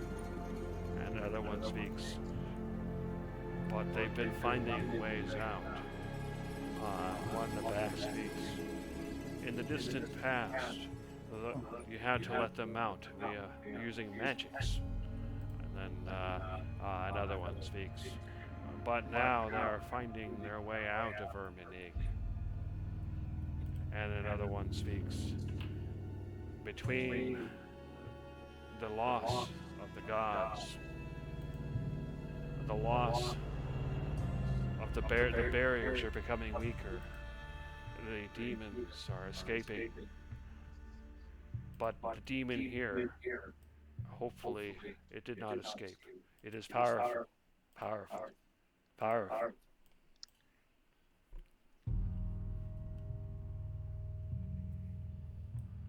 They all stop talking. If we were to search for Bethalant and try to aid him, where would we find him? How would we contact him? Bethalant should be returning. Perhaps you will find them on the memory of the sea. Perhaps he went back to Siphon. Perhaps he went to elsewhere in Urbanig. Maybe he went to check on the Draken. Maybe he went to the flutes. No, he went to Hattiskin.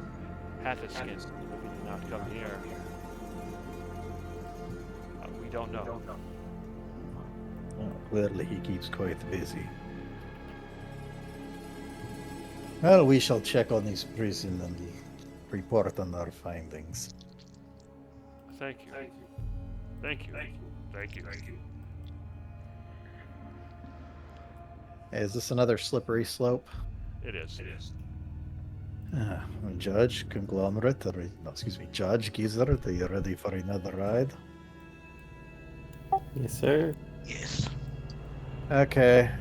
I'm gonna scoop them up and we'll go ahead and fake slide our way down. Alright, so go ahead and stop there. Let me fix this for you. That's weird. I should be able to open it up. Oh well, I'm just gonna delete it. There you go. You should be able to go through now. Okay.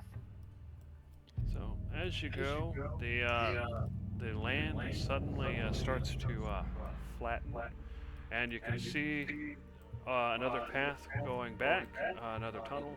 But as you approach, you can feel a change in the air. You can see sand, a black sand, and you can see a boat upside down, but floating mid-air and bobbing up and down as if in water. You feel like if you get any closer, that there's something over there. Something changes if you cross the threshold. Yeah, we won't Should we have cross the to threshold? No, we should pull the boat to us. But first, let's go up this northern passage. Let us check on the prison. And Do we really need to check on it? Yeah. We know what we did. Can I lasso the boat with my web? With your whip? Web. Web. Web. Is it within range? I don't have my It's about Spidey 30 feet stats. away from you.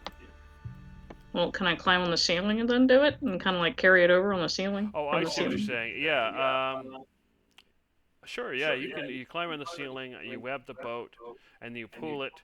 And as you pull it toward the edge, you notice that there is a slope in the sand, and it seems to stay at the same level, just as the land kind of slopes up.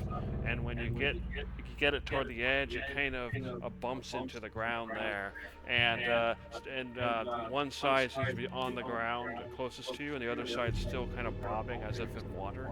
But it definitely feels like there's some sort of surface there. Can I flip the boat right side up?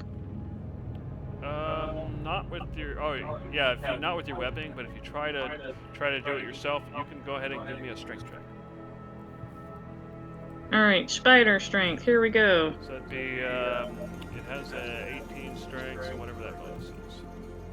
Plus 4. Okay. So a D20 plus. Oh, actually, yeah, you go to reach into it. Don't bother rolling because something happens. So you go to reach into or over to get to the boat, and as soon as your spidery legs cross that threshold, your polymorph spell ends, and you are now Darcy again. Oh. Well, I got the boat. Do I still have my little web rope? Yeah, the web's still there. You can still hold the web, but the boat is still upside down. Oh well, I'll just sit here with it. And the rest of you saw that. As soon as the spider reached over this kind of rocky threshold over the sand, her polymorph spell ended. All right, so Interesting. I will keep watch with boat. I have a feeling that our prisoner is no longer in prison. I think you are correct, but I just want to confirm for sure. I think you're correct about what has happened, but let's see. Are we gonna own up to this one or not? I just gotta know ahead of time. Why even tell them? So this is the one you came down. This is the one that he was pointing to. All right. Well, we may let them know that if we verify that there is nothing there, we will let them know. But why would we know what happened to a demon? All right, that's all I gotta know. Alright, so as you go down, you see the flickering light, and you see the crystals. All right. Well, I'm gonna go ahead and make a beeline for where I expect. The room is empty, and has been basically since you've been here last. Just out of No curiosity, surprise. are any of these crystals maybe loose? I'm not so sure I want to actually break one off, but if one just kind of comes off. The crystals seem like they're basically growing out of the ground, almost like they're kind of shaped from the ground itself. There's no individual pieces sitting on the ground, there's no crystal fragments, so they all seem to be solid pieces sticking out of the ground. You don't know. What I mean is, what I mean is there's all these little spiky ones. Can I grab a spike and wiggle it a little? You know, I don't want to shatter it, but if I can like take one out or pluck one out, hopefully it'll still glow. Yeah, I mean, if you could probably break one off, but if you go to pull on them, they don't come off on their own. All right, I don't know if this would be an Arcana check, but if I broke one off, would it still have the power of the light, or would it be? Yeah, you can give me an Arcana check. See if you can see what you know.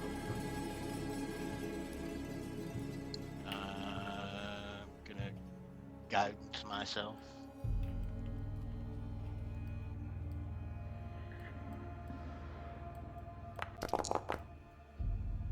Okay, so yeah, with the 33, you pretty much know that there is something, there's something deep in the ground that's powering all these things. So, the crystals are more of a conduit than anything. So, if you were to break off a piece of crystal, which you probably could, it would just become a inert crystal at that point. Okay. In that case, is there anything I was able to pick up about the power source or the nature of the light? The one thing you can pick up is that it seems to be some sort of ancient power. You doubt that any living sorcerer or creature that you've seen so far anyway could have created it. So it's probably something that was created by one of the gods when they were in form. Okay. That's about all you can get from that. They were very adamant about the only weakness being the light. You don't know why they created it, but they definitely you feel like they created this power down there, and probably shaped these crystals, or at least started that process. But the ultimate purpose, you're not sure. Well, not worrying about the ultimate purpose, I do remember that those clay creatures did say that the only weakness of the demon. Sorry, was I can't his understand what light. you're saying. Speak a little louder. Sorry. The clay creatures did say that the only weakness that the demon had was the light from these crystals. I was trying to figure out if I could either take some small amount of it with me or figure out a way to emulate it. Not at the moment, but you do think that this was probably some of the barrier that they were talking about that has been fading. So you probably Yeah. suspect there was a lot more of this at one point in time, but this is kind of the last bits of it left. As far as He fell off. Uh-oh. oh, is he? He's back. No, here we go. Sorry. You're again. I think this is probably still out of the realm of your capabilities, but perhaps if you can find more information elsewhere, it wouldn't necessarily be in the future. Okay. I would like to take a pebble specifically from this area. Okay. Fair enough.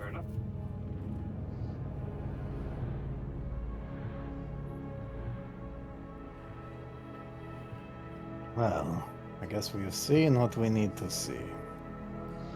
Might Yeah. as- What? He's gone? That's crazy. Well, I just wanted to make sure it was indeed the same place where we thought. Now we know that that was a demon, well, or so they claim. Let us go to Ermanig. We will deal with these later.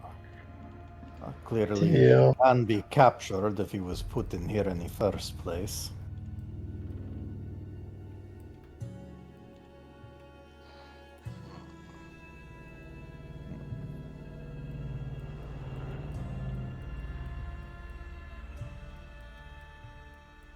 So as you arrive, you see Darcy minding the upside down boat, still with one end, one end of it pressed against the edge here, and the other end kind of bobbing up and down as if it's in water. Is it still upside down, or did she flip it over? Still upside down because she got kicked out of polymorph before she could flip it over. Yep. I'm not strong enough to flip it. Let's see. It looks like there's some sort of weird little protrusion-y thing on what I assume is the back. Darcy, can you tie these rope onto the back of the boat? Sure. I mean, she already has the web tied to the boat. You can just use the web. All right. Well, I'm going to grab onto the web and use it to pull the boat onto land. Okay, you do so. The bottom of the boat does seem to be made out of iron, although it's not rusted. So you can hear it scraping against the ground, and it is actually quite heavy. All right. Well, with it on the land now, what I'm going to do is push it over so that basically I'll drag it over far enough that as I roll it over, it would just manage to land in the water. Okay. And I'm trying to make sure that my body doesn't go over the shoreline for now. Fair enough. You roll it over, it lands in the, and it's still floating in the air, kind of bobbing up and down. Oh. Is everybody ready to go on a journey? I believe so. There. Let's go. All How right. I go ahead and exactly are we going to propel ourselves forward? Perhaps we are able to will it. Yeah. Does the boat have oars, or is this thing right here a Oh propeller? yeah, once you turn it Um, over, you do find that there are oars tied to the inside. Cool. And the oars themselves, they're metallic. They're made out of probably iron. And so if you go, they're pretty heavy, but if you have at least a 15 strength, you can still use them effectively. Looks like you boys will be doing the rowing. She's like, nope, that's beyond me. That's on you. That is Stavros, the greatest oarsman of his specific age. I know. I think Kong having 4 arms kind of implies that he should be doing some rowing. Perhaps. True words of wisdom, I agree. Yes. Okay, I'll row. I start How is- rowing. How is your strength, conglomerate? I'm so strong. Let me challenge you to an arm wrestling match. Okay. Let's do it. I'll be the ref. All right. Okay. All right. This is a raw strength check, right? Yeah. So yeah, both people make strength checks. All right. Right. 3, 2, 1, go. And it's best to my have God. 3, basically. What? Yes! No way! But the Earth Elemental is winning. What? Okay, go to the second one. Wait, but we both crit. Yeah. Doesn't matter, it's a skill check. Yeah, he has a +9. Oh. So the Earth Elemental is winning. The Earth Oh. Elemental There you won. continues to win, just without with no problem at all, moving Conglomerate over. One more.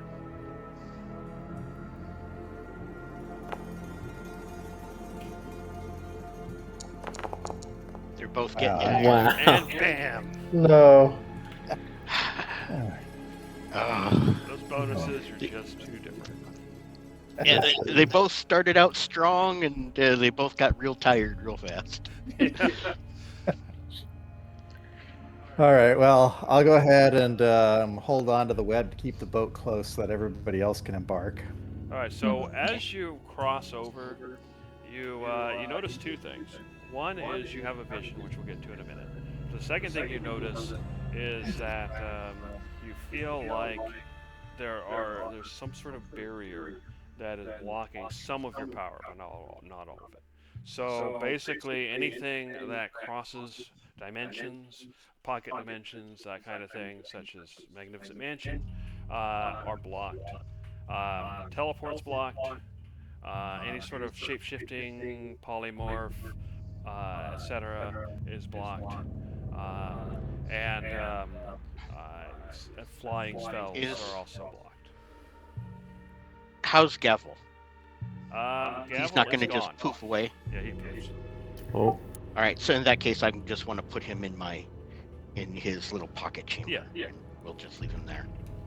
And the second thing, as far as the vision, as you cross, you see this in your mind, this vast ocean, and you don't see the bottom or anything. You see yourself falling into the ocean, and it gets darker and darker as you fall in, and you feel yourself unable to breathe, and you start to panic as the air leaves your lungs, and then you see darkness, and then you shake it off and find yourself bobbing on the boat, but you see no water, and you just see sand beneath you. Yeah. All right, Cyclonin, you can tell everybody has gone through something, but you don't know what yet, because you're just holding the boat from the shore. So what are you going to do? All right. I go ahead and wave. Have a safe trip at Ermenig. Get over here. What are you joking about? All right. I on. step over and As soon as you step over, you're Cyclonin again. yep. So yep. I know you step did over not. the boat. Can we I know keep you did our not want- web? Can we keep our web rope so we can tie it off whenever we reach our destination? Sure.